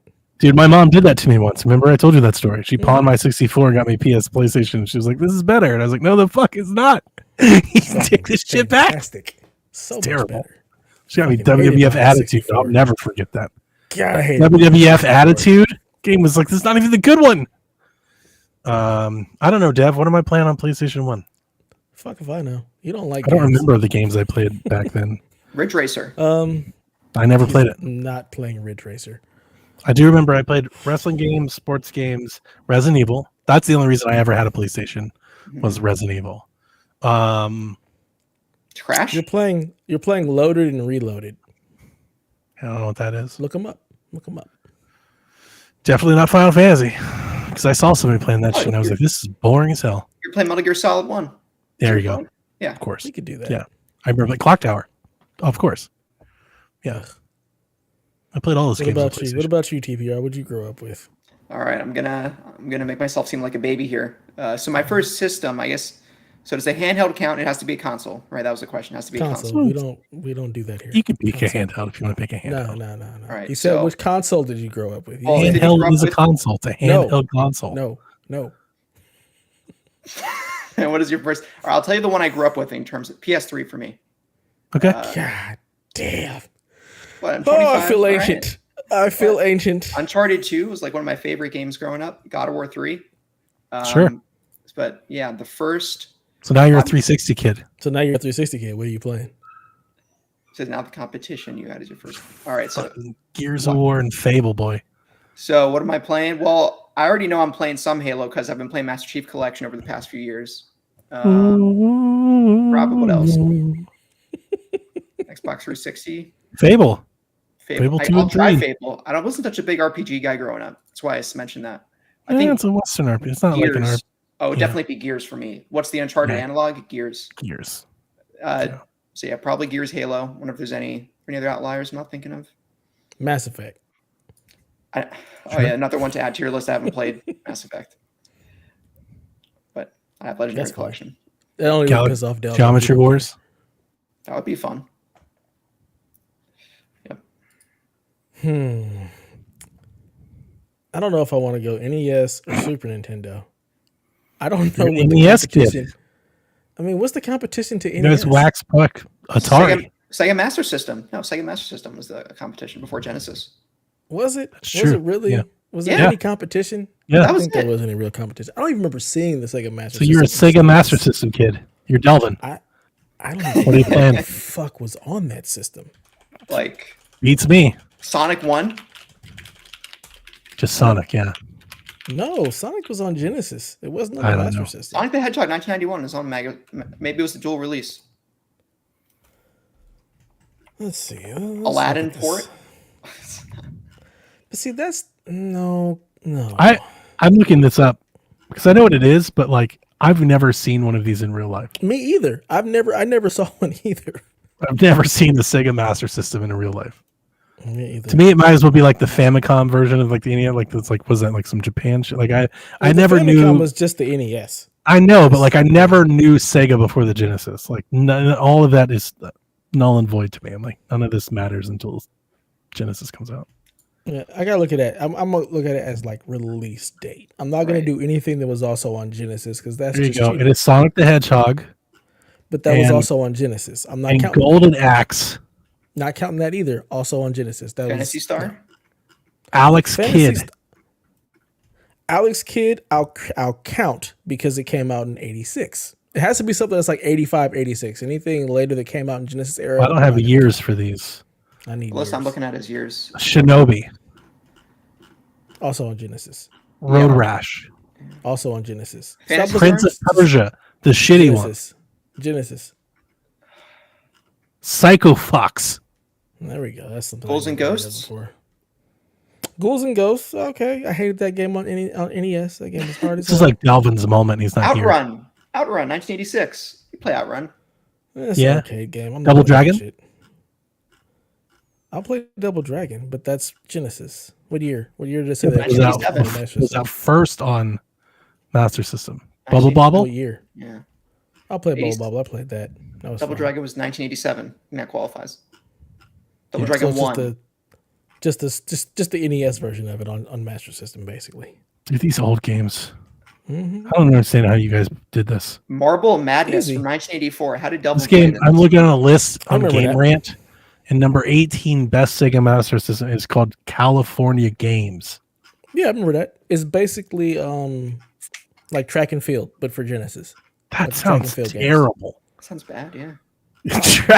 He's like, I played track and field. Like, oh Do you god. remember? Did you guys ever play the? Never mind. You're all 12. Who am I? Why am I bothering? No, I admired Sonic the Olympic Games, man. we played good games, unlike this. No, Track you and just field. played different games. You played the Evolution. We just Right, the good ones. We You were the born in beta tester. darkness. We were born in the darkness. You guys just merely adopted. We it. didn't That's adopt really the what it is. darkness. We adopted the light. We got like after they got good, we started playing. Like that's what happened. We're like, oh shit, they're good now. Let us play. So many good games. A Legend of Illusion starring Mickey Mouse. Yep. I played that recently. Oh, it doesn't even look like Mickey Mouse. Fantasy Zone 2? What is that? It's not Fantasy Final Fantasy. Ooh. Fantasy Zone. Operation Final Fantasy. Wolf. Yeah, I remember looks that. Cool. I remember that one. Psycho Fox. God, it looks I never heard terrible. of that. This looks awful. What was Wasn't up with the awful, but UI wasn't awful design back then? It's called 8-bit. They didn't have much to work with. It's so bad. Yeah, well, if it wasn't for that, you wouldn't have what you have now. No, we still would have. We would have just. No. We still would have got there. We didn't need that. That step wasn't You necessary. It's needed just that. Nintendo all we had at saved the time. gaming. Nintendo saved It would gaming. have come. It would have come Nintendo back didn't around. It would I have don't come think back it around. would have. Dude, gaming wouldn't have gone away forever. It's computing. It would have come around. Yeah. Nah. It just would have been different. Yeah, they may have saved console gaming. We would have figured it. It would have come around. Strider was great. Oh, We were getting man, Doom. We were Spider-Man. getting Doom either way. Doom was coming. So Yeah, my Diablo, stuff. Commodore. Yeah. Oregon Trail. You know, like it was coming. It was happening. Or I don't think so, Tim. It was. You respect your goddamn NES. Absolutely not. Damn shame. Dealing with children here. Still in denial. Well, I got the championship or No, championship. no, things. That no. counts, You yeah. pre-order that you're going to cancel. It's fine. What? It's fine. I put down. Sir, you haven't played a credentials. Zelda. You haven't played a Zelda. I played Your Breath of the words Wild. don't work here. That's true. You need to cancel that shit until you go play some Link to the Past.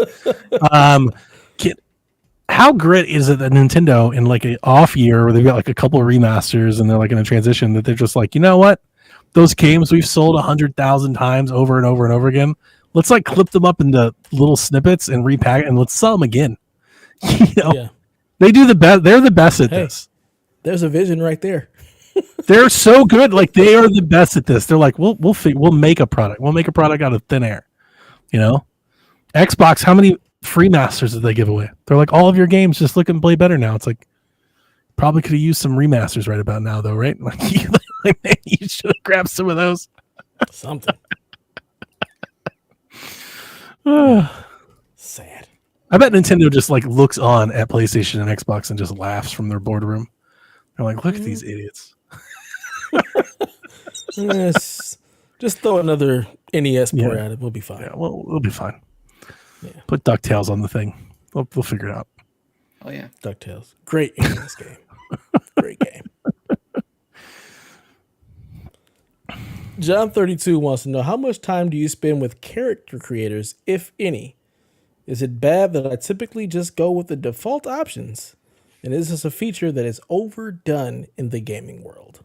It is bad that you just go with the default option. That's pretty egregious. The default, Is it? you just loan it up and take in Cole out to every video game. It's just Cole and female Cole. You're just like, yeah, that's it. That's the one. Come on. I do some That's stuff. pretty bad.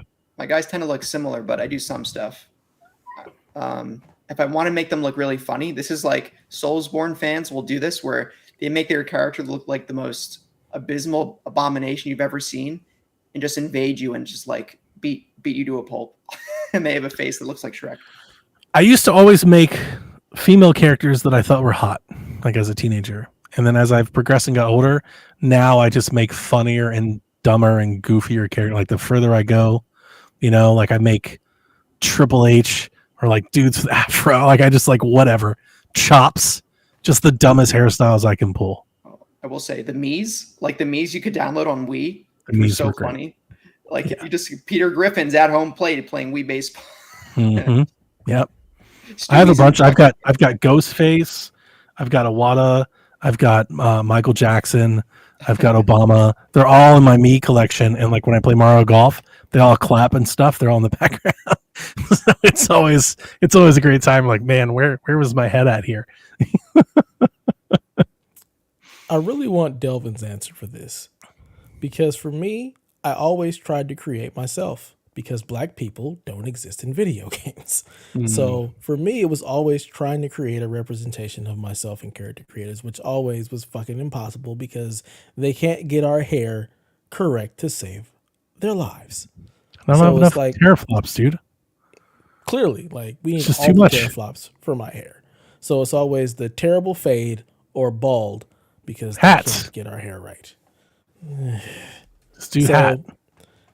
it got to a point where I just gave up with the character creators, and I'd rather not even play a game with the character creator. Like I just give me a character that already has a story and a voice. I don't even want to do it. It's interesting that I never created myself.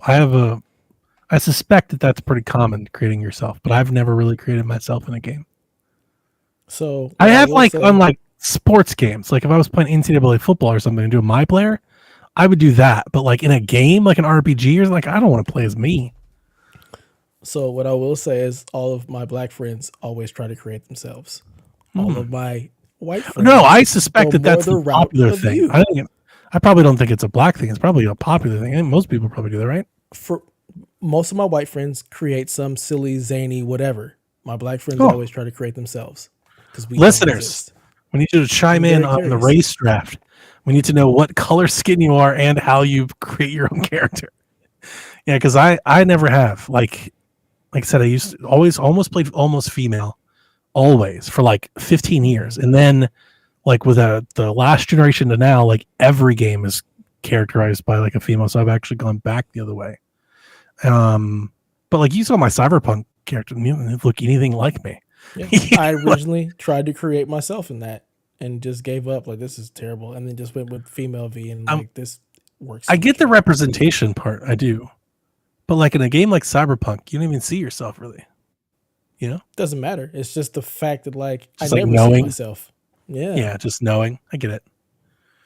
Yeah. Because like you said, every character is just Cole. Yeah, so that's the thing. You're like, representation matters. Like, I don't feel represented in video games. Like, there's nobody that looks like me either. Like, just because they're white doesn't mean they look like me. I don't look like Cole. Like, everybody looks like they're like in a 2004 new metal band. That's not me. It's not you, but you still feel represented as just like the races there. Like for us, it's always some idiot with an afro. Like, Sure. that's just always been the thing. So it's like it's just a weird thing. So that's why I'm curious to see where Delvin's at with it. I just know like amongst my friends, it's like it's always been a thing. Like, ooh, why is it always got to be a dumbass with an afro? Why is it always an afro or braids? Like, come on. Yeah, it is. I was going to say, or braids. Mm-hmm. Yeah. You got braids. At least in Yeah. sports games, at least sports games do well because like I've seen like no they don't. like even, NBA 2K my player is such a huge I'm saying, thing. I yeah, know like I they was look playing like LeBron looks like LeBron. Yeah, those characters do. because But when you they try to have they have create face yourself- scans like they have the dimples with all the motion cap tech. Like they got their facial features specifically to put in the game from like a 2K Labs. Yeah. Yeah, Not the you hair and me. options have always been terrible. So You should get a dev on the show and ask him. There's got to be like a technological reason for this. oh no, I know why. Because they don't know how to draw black hair. Like that's really what it is. They don't know how to create black hair. So blessing. I actually interviewed a dev, like one of the devs who got like Miles Morales' hair right, because that's the first time I've seen black hair in a game. I'm like, holy, they fucking got it right. And so he actually had a thing where he did a whole segment on black hair in video games, and like it was because they didn't know how to create or draw black hair to make it look like our hair. So it's a very interesting conversation. It's like, oh, Hopefully, it That's improved what's up. things. Yeah, I've seen I mean, more we black got Miles. characters in most years. You know, the Deathloop character, right? yeah, Yeah. So maybe that's turning around. yeah, that'd be great. Give me more dope looking hair. Yeah. Or in Delvin's case, just make him bald. Well,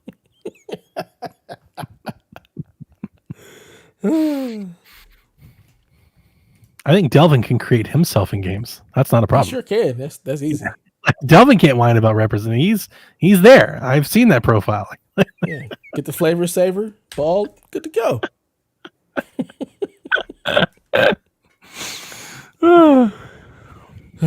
Eric Gross says, recently I've been playing some older linear games and I feel like they're much more easier to manage with my time. Do you feel like games should go back to being 15 to 20 hours instead of these bigger open world games it takes a long time to complete? Keep up the great work. This is Xbox doesn't think so. This is a frequent question. I don't call you out, Eric, but this is a frequent question that I think we've seen for years. It's like a social media thing. Like, I'm tired of these big forever games. Like, Don't play them. but here's the not every game is that. I almost feel like it's something like really pointed at like Rockstar and Ubisoft, and it's like there's a lot of other games. Hellblade. You play Prince of Persia, you can play Hellblade, like you can play Gears and Call of Duty. Like, there's a lot of other games that aren't open world 200-hour games. Like, not every game out there is Valhalla. If anything, there's very few of those. There's only a handful of those a year. Like, 'cause they all can't compete with each other. If anything, when I think of like games that respect your time, the things that I think of like the never-ending games, the Destinies and the Fortnites and these games that people just play for 1,000 hours, like those are way more egregious on the time thing than an open world. Like an open world like a Far Cry or an Assassin's Creed. Yeah, I think the question is rooted in some sense of FOMO. Hmm. In that in terms of the games, we're in a game enthusiast podcast, right? So the games that our little bubble is so enthusiastic about, some of those are your Personas, your Fallouts. Sure. Right. So to not be able to not be compatible with that type of game feels like you're losing out on enjoying that art. And I know because that was me for a while. I finally came around to Breath of the Wild for so long. But I can't tell you for how many of these huge games I felt like, God, I wish I'd liked these games because they just seem like I could. It just seems like I wish I could appreciate how good people say they are. Yeah. But I'm just different. Like, and Breath of the Wild and Tears, they were the first of those. Before that, it was endless amounts of Twilight Princess and Wind Waker and Ocarina and Skyward Sword. Yeah, and it's not like an insult to say it's FOMO. It's just part of the human condition. It's cool stuff that you can't get into or you can't access. You'd like to know how it is. I am a defender of like, Valhalla and those sorts of games, and these are kind of my jams. These open world adventure games I love, Far Cries and Zeldas.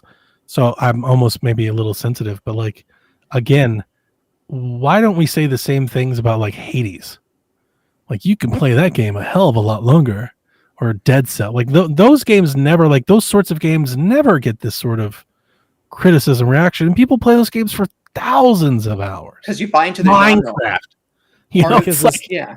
Because there are so many games that have epic, ridiculous 70-hour. It's just it's but you can play those games for way more than Right. 70 hours. That's a feature of the You don't have to. It's a feature of the Destiny, genre. how many hours have you put into Destiny? Thousands. How is that not a giant epic game? It absolutely is that. Right, no, I think this question is really aimed at single player titles that are not roguelikes. Exactly. Like when you buy into the genre of a roguelike, I understand. Yeah. I understand that may be the take on it, but that's my point. Why do we lobby this as a criticism of single player games, but not the other games? Because they want the single player game that has a great story to not be 70 hours long. They want to play Valhalla, but only a 20-hour. And you can't. I don't know. I'm not gonna apologize for that. You can't. Okay, not everybody's made for Valhalla. All right, so sorry. There's options. You can play Mirage. Yeah. Play Syndicate. Like there are options for you. The problem is these games exist, but people don't buy them, so they stop getting made. I think on the indie space, that's not true. On the indie space, there's so many at least indie options that fit this 15 to 20, 2 to 5, 5 to 10 bill, and endless. Like you're like, I want to play the single player game, but it's so long, and then the same people, maybe not the same people, but so many people but they'll play No Man's Sky, and it's like okay, like there's so many of these endless loop games that like just never end forever. If you're going to that game knowing that it's an endless loop game, and that's what you want. Now we're making lots of semantics. Yeah, now we're just drawing lines. That's the thing. It just feels like we just want to throw stones at some of my favorite games. No, I'm not here for it. Nobody's throwing stones because I love those games. I put 70 hours into freaking Horizon, and I'll do it again. Same with God of War. Yeah, Horizon Forbidden West was great. For all of that, you can have the 20-hour Stellar Blade. The only reason my Stellar Blade it's taking 32 hours is because I'm doing everything. But most people play Stellar Blade for about 20 hours. There's so many great games. There's so many great games around. You just find the one that fits what you want, and you'll find the critically acclaimed title in your wheelhouse. Now, I don't want to be unsympathetic. There are definitely I would even go the opposite way. I think there are some very linear games that get too long and overstay their welcome. Like I would argue Uncharted 4 is a hell of a game. Like there's a lot there for what it's doing. That thing is way too long. I feel that way. And I've always said I feel the same way about Last of Us 2, but we're not going to regurgitate that thing. But there are also some linear games that are just this didn't need to be 45 hours, guys. It's a lot. There are games like that too. Sure. And then you don't have to have the open world, and it doesn't have to be Valhalla. Look, it's very simple. You play every game like Chalfie and don't do any of the side stuff, and every game is about 15, 20 hours. That's true. Persona is that game. You talk about a game that doesn't respect your time. Persona is like you're about to check in. This is your life for the next 8 months. I mean, that's JRPGs in general. Like Final Fantasy VII Rebirth is I have a friend who put 130 hours in and he still ain't done. Wow. Yeah. Wow. It's that way sometimes. I think I put 100 hours in the Ghost of Tsushima. But I do love when you find that big game that you can live in and breathe in. Like Cyberpunk was that game. Valhalla was that game for me. I love that game. I love the GTAs. That is squarely Far Cry. You could probably beat Far Cry. I don't know, 5. Probably beat it in 20 hours. I probably played the game 5 times more than that because I was having a fucking blast. I love Far Cry 5. Yeah. So that's a good point. You can just Chalfie a lot of these things if you want. Yeah.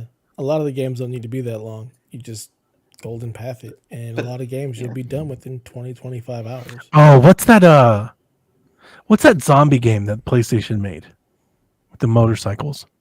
Days Gone? Days Gone. That was way too long. I really enjoyed that game. And it was I just reached a point where I was done. I was like, I can't. Why is it still going?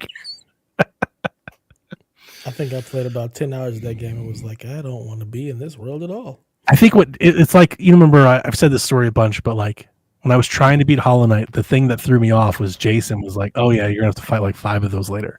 And I was like, what am I even doing? I might as well boss stop. Rush type stuff. Yeah, no thanks. So Days Gone, Kyle was that for me. I think like you, I think it was 10 or 15 hours in, was loving it actually. I was like, this is great. I'm blowing up all these zombies.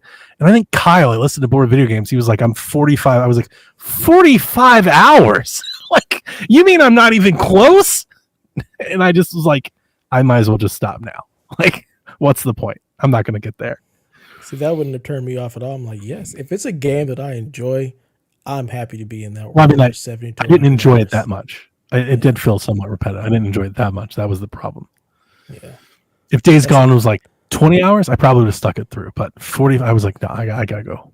Yeah, that's Uncharted for me at this point. I'm like, I don't need Uncharted to be anything more than 20 hours. I love Uncharted 4. It is my favorite Uncharted, and even I think like it is a little bit long. Like it's like it's a little bit too much. Too here. long to not do anything different. Like that's the thing. Like the It gets gameplay is the repetitive. same through the whole game. That's why I prefer Tomb Raider, because at least I'm getting new weapons and new upgrades and new abilities. So at least the game changes as I'm playing it. You got for the new Tomb Raider? hours.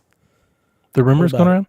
Have you seen them? I haven't. No, not at all. So we know Crystal's rumors. working on it. It's being published by Amazon. It apparently is probably ready to be shown. The rumor is that it's an open world game. How much more open than the ones we've recently gotten? They've talked about it being big, a big open world game, Tomb Raider. What, like 10 tombs with some common area, I guess? I have the rumor was it's a big open world game. That's it. Like there's it's not a whole lot more to it than that. The last one was fucking huge. Like Shadow? Shadow was big. Like the areas that you would go to were huge. There was so much stuff to do in that game. Not huge. I wouldn't call it huge. There was, oh my god. Maybe I need to go back. Maybe I forgot. I didn't like Shadow a whole lot. I liked it. I finished it. I didn't quit on it. It was okay, but I wouldn't call it huge. Just like the map. When I would go to the map in some of the areas, I'm like, why is there so many things? I don't want to do any of this. Like I don't want to do any of this stuff. Yeah. Story was good. It's good. It's I wish they bring the collection to the PC. It'd be great. I hope they never. I'd replay it Uncharted collection. Force me to buy a PlayStation. Damn. I've said, link your damn account. Link your consoles. Yeah, get your goddamn PSN account. Suck it up. Just do it. Just do it like Nike. Ooh, Dr. Moxford says, what's the worst cartoon that you love? This is all you. I don't know. I only like Jim's. All my cartoons are great. What do you mean? There's no worst. What's the worst of the best? The original He-Man is pretty bad. Yeah. It's not great. But did you like it? Not really. Yeah, I was so you didn't like it. big He-Man fan. The new He-Man on Netflix. Now that's awesome. I'm afraid to answer because I know how you and Delvin think of cartoons, and I feel like every answer I give you, you're going to be like, the cartoon's amazing. Yeah. The one that comes to my mind, though, is Speed Racer. It's trash. Yeah, I watched a lot of it as like a kid. I remember being like into Speed Racer for like a summer. I was like into Speed Racer. And I think every time I've seen Speed Racer since, I'm like, what the fuck was I like? This is not good. Yeah, no, I was never a fan of Speed Racer. I thought it was pretty terrible. Yeah. I'll probably say Voltron may actually be the worst cartoon that I love. Because when I go back and watch Voltron, it is pretty. See, that's the thing. I don't love bad. Speed Racer. Shit, I gotta find one that I like. But I still love Voltron, even though it's pretty bad. I don't think this is a bad cartoon, but I think it's the worst cartoon that I watched, but it was still good. Wacky Races, Dick Dastardly in them. I don't even know what what that you're is. talking about. All right. It was like old from the 60s, and I saw reruns of it when I was a kid. All right, I'm just going to read. I'm looking at a pile what? of cartoons. Thundercats might be actually the worst one. Thundercats or Silverhawks. I'm going to read some of these. Like, I love Ren and Stimpy. Is that bad? No, that's a great cartoon. It's like the worst 90s one? classic Nick. That's an amazing cartoon. I love Courage the Cowardly Dog. I like that. Also amazing cartoon. Donnie, you're just saying you like 90s Nickelodeon. I mean, of course. Yeah. Bobby's World. Also great. Yeah. The Tick. I watched some of that. That was also great, ahead of its time. Like, I know all of these are good. I mean, I'm okay. Maybe this might fit because like my wife hates it. I love Beavis and Butthead. Always have. Beavis and Butthead, also great. I'm really trying. Real Monsters. I like that one. Never saw that one. That was after I graduated from Nickelodeon. Okay, then that's gonna be my pick. It's the one that gets through. Dev hasn't seen it. All right. Yeah, The I'm worst changing my cartoon answer I love. to Silverhawks. Silverhawks is the worst cartoon that I love. I don't even know what that is. It's Thundercats in space. Same. What about Space everything. Ghost? Space Ghost. I You never watched that? watched Space She was Ghost. dope. It was really funny. I watched a lot of that too. I think Delvin did too. Yeah, Space Ghost was hilarious. I've seen clips and some of that stuff is funny, but I didn't really watch it. Oh shit! Daniel likes Bobby's World. Now Bobby's World is terrible. good. It's ready. Look, Daniel likes it. It's terrible. Sorry. Is that the answer? That's the new one. That's it. That's it. Rocket Power? What is that? It's like it was like the Team Extreme is all about like skateboarding and rollerblades and stuff. Yeah, That might be my answer. I remember that show. I like that one. I haven't heard of it. The other one I was gonna say was the Wild Thornberries, maybe. I've heard of it, but also after I graduated from Nickelodeon. Yeah, we're different worlds. Yep. You're prehistoric. This is true. Delvin's Jurassic. You're prehistoric. I think you took the words right out of my mouth. I was going to say that exact same thing.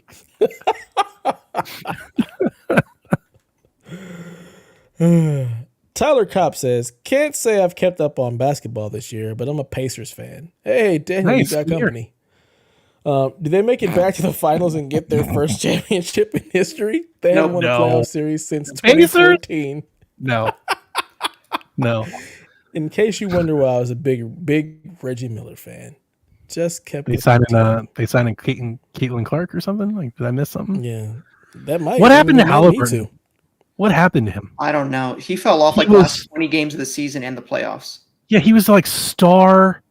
He's a bit like Olympics point guard. Like he was it. 50, Like 40, lead 90. guard. Yeah, and then just off the face of the planet, just fell way off.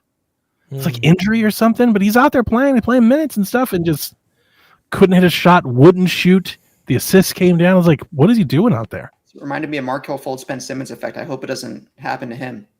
Or his psychological state That is just that is some scary company.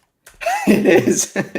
I do not follow the Pacers, so I had no idea he had a catastrophic fall off. I was just too busy trying to figure out why does he have two different In the playoffs, voices he when averaged does he was averaging like interviews. 8, 5, and 2, playing like 38 minutes a game. Like, what is going on? His fall off reminds me of Roy Hibbert like 10 years ago. Ooh, Fall off the face of the earth. that's rough. I mean, it's the Pacers. Who cares? Pacers are sweet. Yeah, they are Turner's- pretty good. They're Miles pretty Turner's a good. dog, yeah. The 6th seed in the East. They beat It's not the Milwaukee East. with the Yeah, they did beat Milwaukee. They're Yeah, better why did they than, beat themselves. and they were playing the Knicks. Like they were really playing the Knicks. Like they were right there with them. Yeah. And I'm not gonna lie to you. I always hate when people, like blame the refs and play calls. I'm not gonna. The refs did Indy dirty. Like they got like 3 back-to-back call on 3 back-to-back possessions, changed the whole game. You see that I was like, kick ball what is call? going on? This is terrible refereeing. Yeah. Did you Well, see the kick Halliburton ball showed play? up tonight. Did he? 34-9. Looky Oh. there. There you go. They lost they win? anyway. Well, Oh, they lost. Yeah, 34. I'm definitely 34, rooting 9, for and them. 6. they All right. lost. On Damn. 58%. Yep. 64% from 3. Came back. Yep. 7 out of Man. 11 3-pointers, 11 out of 19 field goals. Yeah, he Okay. showed up tonight. The refs did to the Knicks in game 1. Oh my God. The Pacers guard put his hand out to touch the ball. Refs called it a kick. No replay. I'm telling you, it was bad. Like you could tell, it's like Indy doesn't stand a chance. There's no way they're letting him get through. It was so funny. I mean, it felt personal. Like it was egregious. It was like small market. it was like Vince McMahon calling for the bell when Shawn Michaels had the sharpshooter on Bret Hart. Like nobody, like everybody knew he did not tap. We're like, what? It's like Wow. it was bad. It was real bad. But as I always tell folks, as I tell my son, sometimes you have to beat the refs. Don't bitch about the calls. Beat the refs. Don't leave it in their hands. Don't let it get that close. Yeah. It's true. Yeah. Brendan wants to know, who are some of your favorite trios in sports, movies, and video games? Like Michael Jordan, Pippen, and Rodman. It's not a trio I think of, actually. Robert Downey Jr., Chris Evans, and Chris Hemsworth. Ellie Joel and the 9-Iron. Oh my goodness! Let's go. You're a golf fan, Donnie. Wow! I'm going with Ellie Joel and the 9-Iron for sure. That is definitely one of my favorite trios, except it's not even Joel. Fuck Joel. It's Wow. Ellie Abby and the Finger. Favorite That didn't sound great. Yeah. She bit her finger. It's Ellie Abby and the Finger. What? Whoa! Yeah, Whoa! finger off. Dev! Whoa! Fanfic is this? Oof. It's Link, Zelda, and Ganon. It's Bulbasaur, Squirtle, and Charmander. I was thinking It's that. Just Nate. need one video game. It's Nate, Elena, and Sully. Sully. All right. Yeah, Sully over Chloe. But you pick Elena instead of Chloe. All right. Kratos, Mimir, and Atreus. Why not? Yeah, it's Atreus. That's why not. That's the problem. Atreus is great. No, it's not. Nobody thinks really that. like He's a And cranky that's kid. the problem. He's a cranky kid who's powerful. It's fun. I got enough of that at home now. I don't have to fucking take that in my video Alright, games. fair enough. Okay. And I totally get it. It worked out perfectly. Okay. So redeeming in part 2. favorite trio in sports. Sonic, Tails, and Knuckles. There you go. So all good for video games. In sports, Maddox, Glavin, and Smoltz.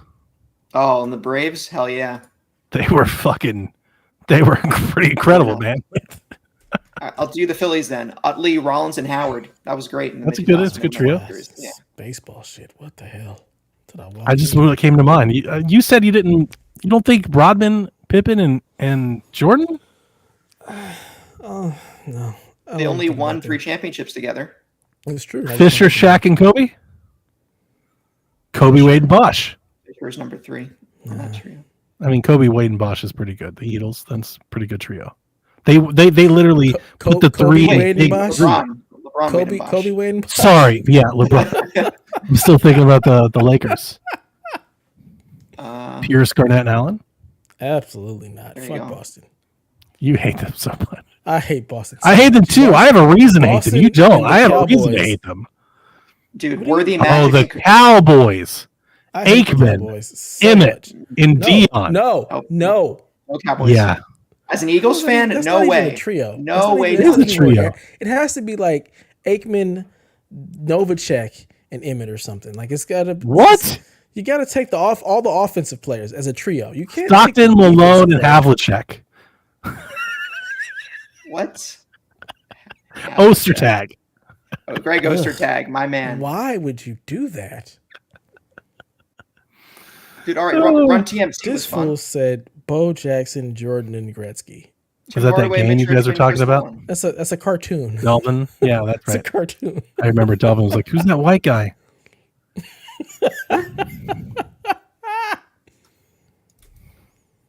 Yeah. I guess if I go trios, it's going to be John Taylor, Jerry Rice, and Steve Young. Fuck Montana. I like Young better. Dude, John Wick 1, Willem Dafoe, Keanu Reeves, and whoever played the head of the hotel, whatever his name was. That was a fun trio. Pro stars. Yep. That's a good show. Aragorn, Legolas, and Gimli. That's a good There one. you go. There you go. Pro stars. It starts in here with the fucking pro stars thing. Let me Forgot all go about Neo, Trinity, and Morpheus. Good one. Good call. I like it. All right, moving on. JT says, I have a Series X, but haven't been catching up. What game should I pick up? What a wild question to ask, JT. You better pick up Hi-Fi Rush before it's too fucking late. They know I'll tell you that. Do you think they knew what they were doing when they asked this question? They just had no idea. No, I actually think this. I Yeah, think this this last question week. came in last week. This came Last in week. before the news. Oh, That's no. why it's funny. That's why we're laughing. This question's been here for a minute. Hi-Fi Rush does his licensed music, so it could be Before it's gone. it Right. could be delisted at some point. So they do with the Forza games, the car licenses go away, so the games go poof. Yeah, or altered. Yeah. But when you just get pull the Hi-Fi Rush, get it on PlayStation. It's on sale, on PC and PlayStation right now for like $15. It's like 40% off, I think. Yeah. Get Too it. rich for my blood. I don't know. I got nothing. I mean, good games on Xbox. There's a bunch of them. Gears, Yes, yeah, but like, name what them. about stuff? I Think about one don't that's know. recent. Is Oh, Another Crab's Treasure? It's harder when you start doing that. that on Game Pass now? I mean, he Could didn't. He be didn't stuff necessarily say recent. He said he needs to just catch up. So it could be old Yeah, stuff. Gears. Ori Man, 2. Halo. Get Game Pass and play the games Yeah, that are on there. Exactly. I mean, that's what I'm thinking. Yeah, just get Game Pass and play all the games. Yakuza. Halo Infinite's been all patched up and stuff, and people really dig it now. Like, so. you If can give I it a try remember now. correctly, JT said he didn't like Game Pass because he wants to own his games. I understand. Makes But sense. still, get Game Pass and then buy them at a discount. True. Isn't that how that Nice works? Son of Rome. But Underrated. here's the thing. Everything on the Xbox sale is kind of always on sale. Like on the Xbox store, everything's on sale. So if you wanted to like Ubisoft and be like, I just want to buy them, it's totally fine. You don't have to get Game Pass. Like I don't think that the Game Pass. I mean, I think Game Pass is an excellent service, and it will cost you more money because Game Pass does a really good job of putting day and date titles in there, especially from third party. You'll get like a Dragon or MLB The Show, things like that you probably wouldn't buy, right? But if you wanted to buy like the Xbox games, like one-offs and stuff, the exclusives, knock your fucking lights out. I think it's a good idea. I think that investment to that would probably be better spent on PC though. Do it on PC. This is true. Buy them on Steam. They're on sale on Steam too, all the time. All And of they them. run better. They do. Which is why Hellblade 2 is going to be freaking awesome. It's going to be so good. It's going to be so good. Like, I can't wait. Like, it's so short. Best 6 hours ever. Like you guys are talking about.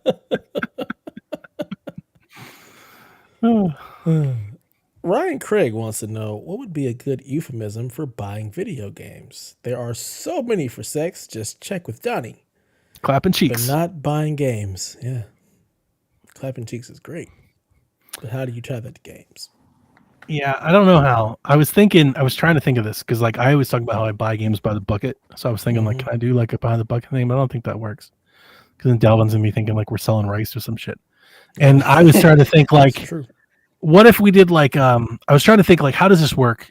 And I was trying to tie it to like money that's in games. So what came to mind is like Animal Crossing. What if you're like I'm dropping bells? Like buying lots of games, like I'm dropping bells. Does that work? I mean, you No, have to he's like, know. nah. You have to know Animal Crossing and understand. Well, of course, the I think bells that's going to thing. be that's going to be the thing to any game, right? If you make a euphemism about games with gaming lingo, you're going to have to know the lingo. It's a hard question. It's a very I hard can't think question. of. I tried. Yeah. Trying to think. Yeah, I got nothing. I got nothing for this. Trade-ins. I'm really Look, man. fanatical. I'm just gonna say I'm pulling a Donnie because we know Donnie buys games by the Humble bundle? So Good euphemism for buying video games. Say I pulled a Donnie. I could see that. pull the Donnie. Like I bought 6 games last night. see, he buys lots of games. There you go. I bought some of the Tango games just to own them. I was like, fuck this. Spite. On Steam? Just Yeah, Yay! We all You have got them him. now. you got them. oh, you got Donnie Pass, right? I do have Donnie Pass. I was like a little high and like installing my SSD and moving all my stuff over. And I made some questionable decisions. I bought Prey, which I never even liked. Oh wow. I bought The Evil Within 2, which I didn't have on PC, which I was surprised about. Yeah. I'm just going when I pulled the Donnie. That's all I got. Sure. I don't know.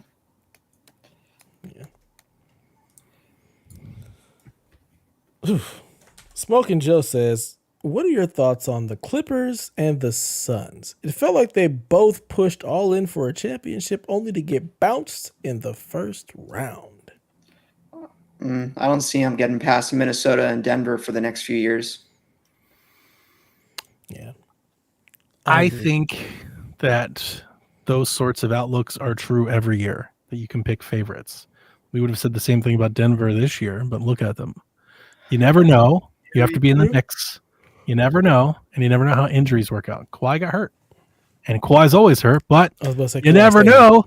Maybe one time, maybe he's not, right?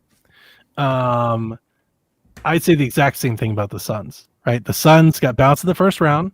They were competitive, but not necessarily close to the Minnesota. But all of a sudden now you look at what Minnesota's doing to Denver, and you're like, there's something there. You work around the edges, around the margins, get a point guard.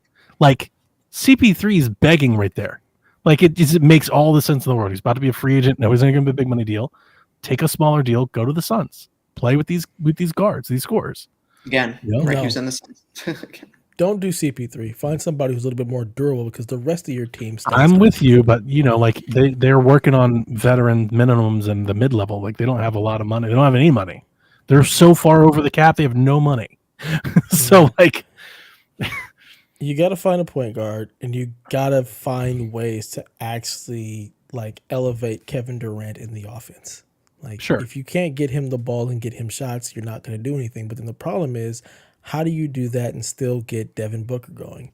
And then how do you turn Bradley Beal into the garbage man that just finds ways to get points? Ideally, like, I just don't think that trade Beal for your guard. I never thought Phoenix was going to work if Durant didn't take a bit of a secondary role to Booker. Yeah. Well, he just doesn't. Yeah, he just doesn't have the pop he had onto the rim like he did when he was younger. Well, of course, he took the secondary role. His knee has been repaired like 9 times. It's like the $1 million knee, you know. Yeah, I know, but like when you're that high at level, sometimes it's gonna be tough to accept that as a elite player. So I don't know if he's still going through that. Yeah, but here's the I'm gonna make this about the Cavs because I'm a Cavs fan, but I think the analogy here is true. There's a lot of Cavs fans that are upset today because they realize that they're not going to beat Boston, which we all knew ahead of time. They're not going to beat Boston, and they're very upset. Like they're on the radio and stuff today. They're like, "What are we doing? We blow this all up." Because if you think about it from their angle, they've had 15 years of LeBron where they were a contender every time, and then the years they didn't have LeBron, they were the dregs of the league. So they've almost been conditioned to we're either going for a championship or the first pick. They don't believe in that we can come in third or fourth and be a good year. But in the NBA, for the majority of teams, that is a good year. Yep. And the fans don't want to hear that and they don't accept it. But like Atlanta would love to finish second. They'd love to go to the Eastern Conference Finals like they did that year. That one year that they did, like they loved it that year, right? For a lot of teams, there can only be 2 teams make the finals.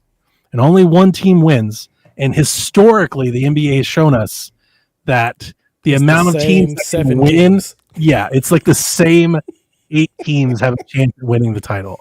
So if you're not one of those teams, that you're trying to work on the margins. If you're the Suns, you're in the mix. Yep. Guess what? There have been a lot of years the Suns weren't anywhere close to the mix. They're in the mix. Same thing for the Clippers. Yeah. The Clippers are old. They're expensive. They're about to have to repay everybody. They have a big-ass stadium they're trying to open. And guess what? That's what you just got to do. Otherwise, you're not in the mix at all. You're very much at the bottom, and nobody comes to the stadium. Nobody cares. Nobody wants to be there. So, yep. And that's also the thing. Like, you want to stay in the mix because you're an injury away from possibly getting to the finals. Yeah. Joker gets hurt. You know, Ant goes down, twisted ankle. You're right there in it. Kawhi gets hot. Everybody be healthy. Kawhi gets going one series. You're right in it. He still has that ability. Yeah, if Paul George disappears and Kawhi is still there, then you're okay. You have a chance. Yep. But yeah, I don't believe in the Suns in any way, shape, or form because I just don't feel like that trio works. Too many people that are just pure scorers. Nobody's playing defense. Nobody's leading the team. It's just 3 scorers. And point guard, it's too much ISO. Mm-hmm. And he plays. That's the thing. Beal needs action. He needs cuts. He needs action. He needs to move. Yep. So does Booker. And ideally, you could do a little 2 or 3 man game where you've got multiple cuts and multiple screens going at the same time. And you pick your poison. You run an option. Yeah. Guard who you want. We've got enough people to beat you. Pick one. You know, can't double everybody. Yep. And ideally, that would unlock a Durant, except their offense is just pass the ball, dribble, it's just and shoot. Yeah, it's all solo stuff. So nobody ever gets into a rhythm. Nobody gets into a groove. Nobody's playing defense. Everybody is disgruntled. Like it Get don't work. Tyrese Halliburton. Can we take a moment to appreciate the resurgence of Kyrie Irving? What do you mean resurgence? He never left. No, he did. No, he didn't. No, he did. Yeah, he No, did. He didn't. He For never a left. moment, he left. No, he didn't leave. Those Boston years, definitely those Brooklyn years, Yeah. he was a little shaky there, buddy. He was hurt. He was hurt, and then COVID. Like he was still that dude. Like I'm sorry. No, Kyrie I'm not. I never said that he Kyrie was never that never- dude, but like Kyrie he, never left. but like right now, he looks happy and he is. I've always loved watching Kyrie play. Kyrie's a fucking head case. He's Yep. crazy, but he's a basketball wizard. Savant. He's Amazing. It's so much fun to watch when he's cooking. It's like it's unlike anybody else in the league. Like he's just Yeah. different. He's Lots of people he's can incredible. score, but like nobody can score like Kyrie scores. When he's Craftiest on. guard in the league. Craftiest Yeah. guard in the league. I love it. I craftiest love guard it. ever. There's never been anybody as crafty as him. He's ridiculous. Think more crafty than AI. His Yes, handle absolutely. is his handle's insane. The way he handles and the way he finishes in the lane is different than AI. As an AI was under the just rim guy. tough. You're right. AI you're was right. just tough. As an under the rim guy in He a sea of switches giants, hands and does stuff that makes absolutely rolls no the ball sense. off a backboard and floats and goes under. I mean, it is, and the ice water in his veins. Mhm. He wants that shot. He wants it. He lives for it. I've loved seeing it. I don't think the Mavs are going to get through, but I mean, I've really enjoyed watching it. I think they, I don't know what they're going to do with trades and whatnot, but I know the Warriors are looking to retool and things. I think I really would want to see if I could get Draymond to Dallas.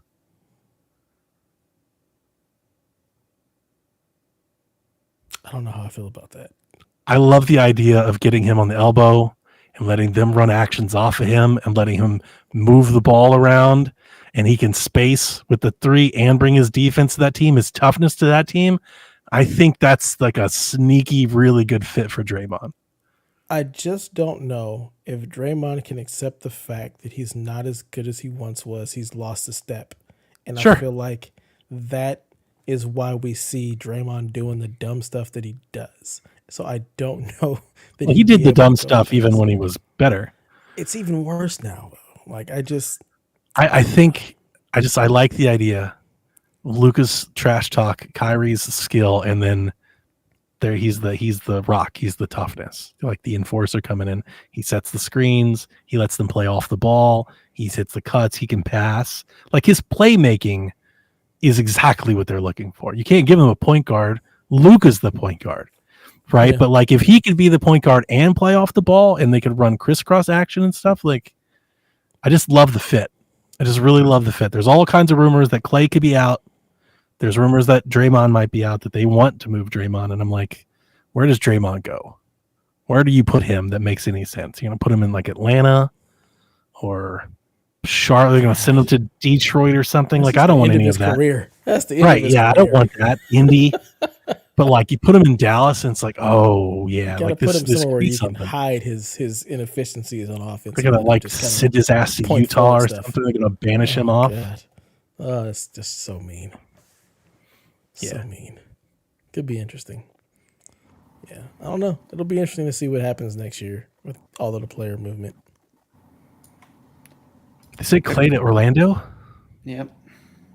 That's like the going thing. If the fit, it works. It's a good fit for them. I just don't like the idea of. I mean, it feels beneath him. It feels beneath him to like put on a Magic jersey. Like what? Yeah, just let that man retire a Warrior. Magic? Nothing against the Magic, but it's like, come on, you can't go from Dynasty to the Magic. Not in their current form, anyway. Yeah. And it's so crazy to think they just won a championship a few years ago. Yeah, they did. The NBA life comes at you fast, unless you're LeBron James, of course, and then you're fucking triple doubling at 41 or some shit. He's This motherfucker's he's the 39 GOAT. years old. He's the GOAT. and he's still averaging. Nobody the wants to hear same it. Thing. Nobody wants to hear it. Nobody wants to believe it. You're gonna make people make all their. He is the GOAT. I'm sorry, he's not the GOAT. I'll never He's the accept GOAT. that. He's not. He's the GOAT. He's He is. not. He's the GOAT of longevity. I don't think he's the greatest basketball player of all time. I don't think He he's is, better than but that's it. He's the greatest basketball player of all time. I don't think so. Yeah. It's Jordan. Still Jordan. It'll Jordan's always got the be rings. He's got He's got everything. It'll he always be does. Jordan. He It's does. gonna always He be does. Jordan. He played on some epic teams. And I'm honestly not even telling you he's better than, but like nobody has played basketball as impactful, as long, and accomplished more than LeBron James in totality. Doesn't make him the GOAT though. Sorry. But like, when people go, well, Michael's got more rings. There's a lot of people that got more rings.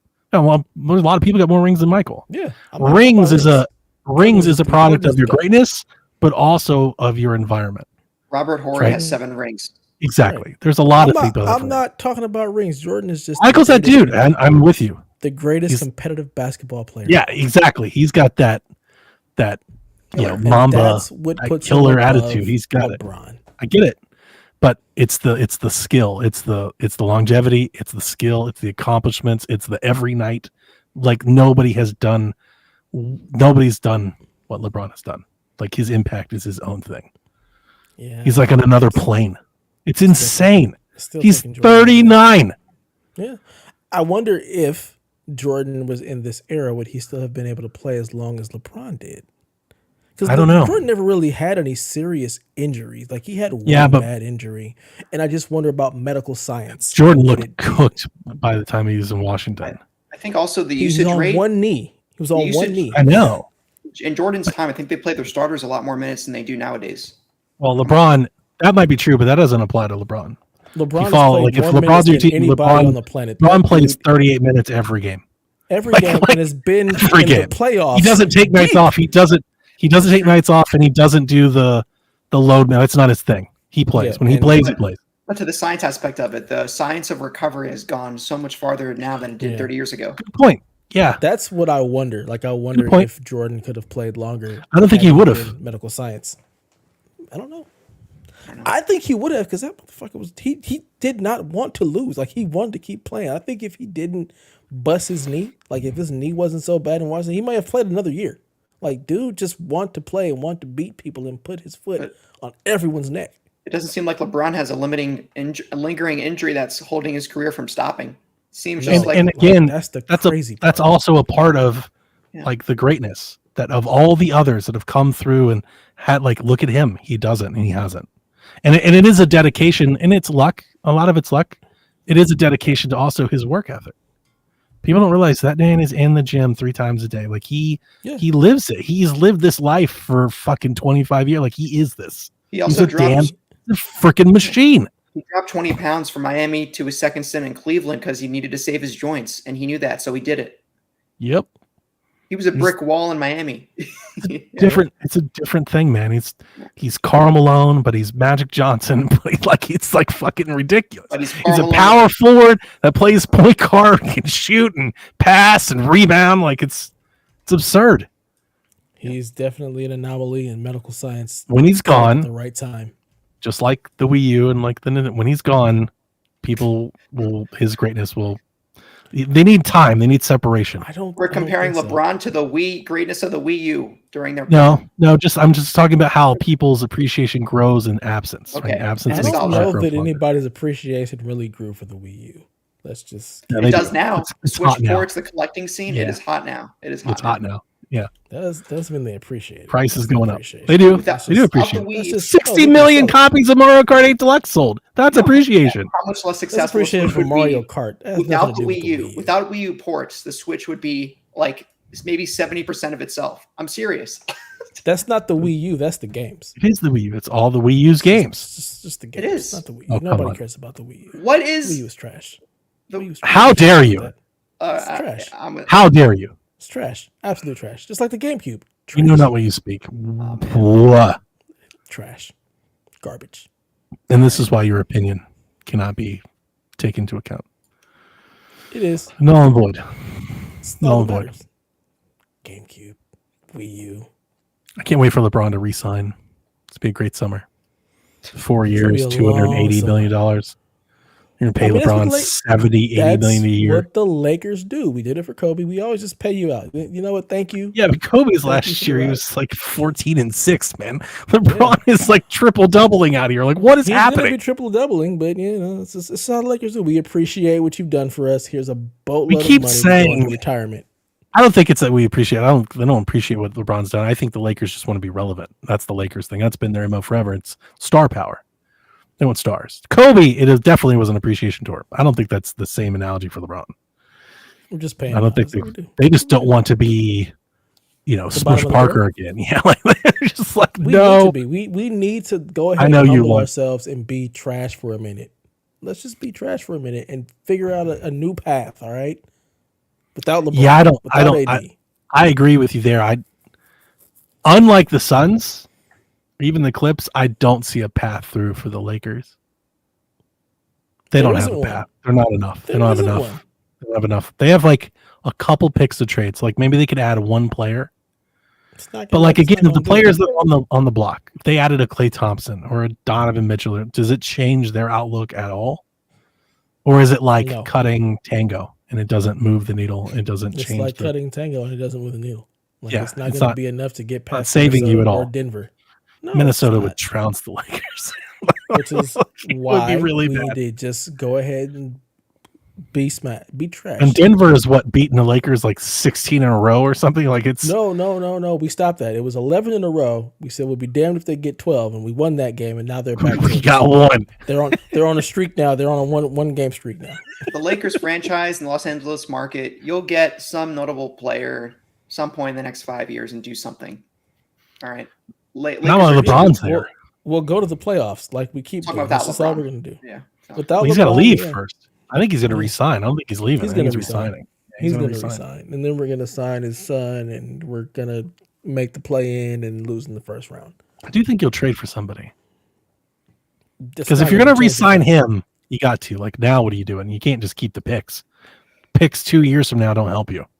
Like, you got to use them now. I mean, they might. Like, you just get picks when he retires. Like, let's just start building for when he's gone. They trade for. Let's do that. Start building when he's gone. Like, come on, we did it once. Let's do it again. Let's look at this Daniel and his LeBron hatred. He's still going on this thing. This man ended his whole franchise. A decade of great Bells basketball will be lost for the annuals forever because of LeBron did not create load management. That was the San Antonio Spurs. All right. Yeah, they were correct. They were doing that shit years before it was a thing. It was like 2013. Years. No. Go back. They've been doing load management since like 2002. Nobody knew what it was, but they were resting people and would rest back-to-backs, and they would rest Duncan, and they would rest Ginobili. They've been doing this for a long time. Yeah. It's just like the rest of the league caught on, and then the league started, and then it became like a thing, a trend, a term. Now we have more injuries than ever. Yeah. D-Life, would you rather LeBron play 80 games and then retire at 36? He would, because he hates LeBron. Because LeBron basically ran the East. He Thanos a great run of Chicago basketball that will be lost forever. Tom Thibodeau, nobody will ever remember that. I blame it on Tibbs. But Rose, Noah, Heinrich, Gordon, that whole thing. They were up by like 15, and he had heroes still playing. And in the fourth quarter, and I'm like, that's when it happened.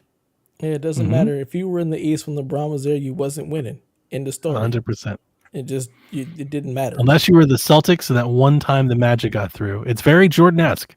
Jordan did the exact same thing. There's so many great teams that nobody will remember. Because of Jordan. And they only two teams won only because Jordan decided to retire for 2 years. That's the only reason the Houston got those rings. Hakeem got some love, and I'm glad. He's my favorite center, all right? In NBA history, He's great. Yeah. He only got that because Jordan said, all right, go ahead. That Bulls team, the Hawks team, the Pacers squad, LeBron did send the Celtics home a couple times. Philly, the Heat were there a couple times. Like, yeah. You loved Tibbs? You loved Tibbs. Daniel's special. He's a Pacers fan that roots for the Bulls. He's weird. He cost you a once-in-a-lifetime player who isn't Michael Jordan. God, Derrick Rose. Dude, I don't want to make this any longer. I loved Derrick Rose so much coming out of college. Rose didn't die. I mean, D Rose didn't fall. Like, he was so much fun to watch. I don't put him as the biggest what if. My biggest what if is actually Brandon Roy. I'm saying over the past 10 years, like 15 years, my biggest way up there. He was a stud. Roy, that dude, special. McGrady. Grant Hill. Yao. Yeah. Yao. Yao was... When Yao came on, this people were like, whoa! And then the injuries just killed the whole thing. TPI the feet. He bounced. His internet, his computer was like, you've reached the limit. This fool said Derek was brittle. Wow. His body wasn't built to last. He's still playing. Dude, he lasted forever. He dropped 50 like 2 years ago. What are you... Between your LeBron hate... Oh, and the Raptors. That's the other thing. LeBron just decimated a decade of the Raptors basketball. Yeah. Raptors fans hate LeBron because every time he owns Toronto.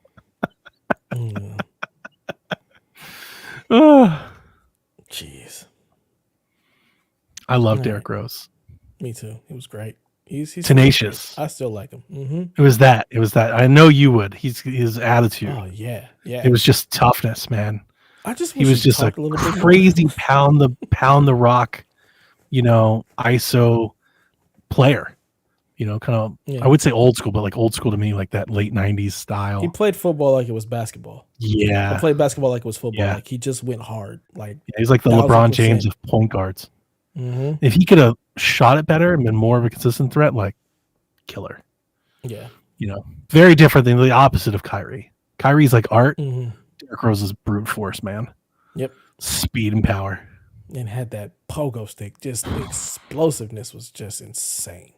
Was so good. Insane. I remember watching him at Kentucky and was like, dude, fucking insane.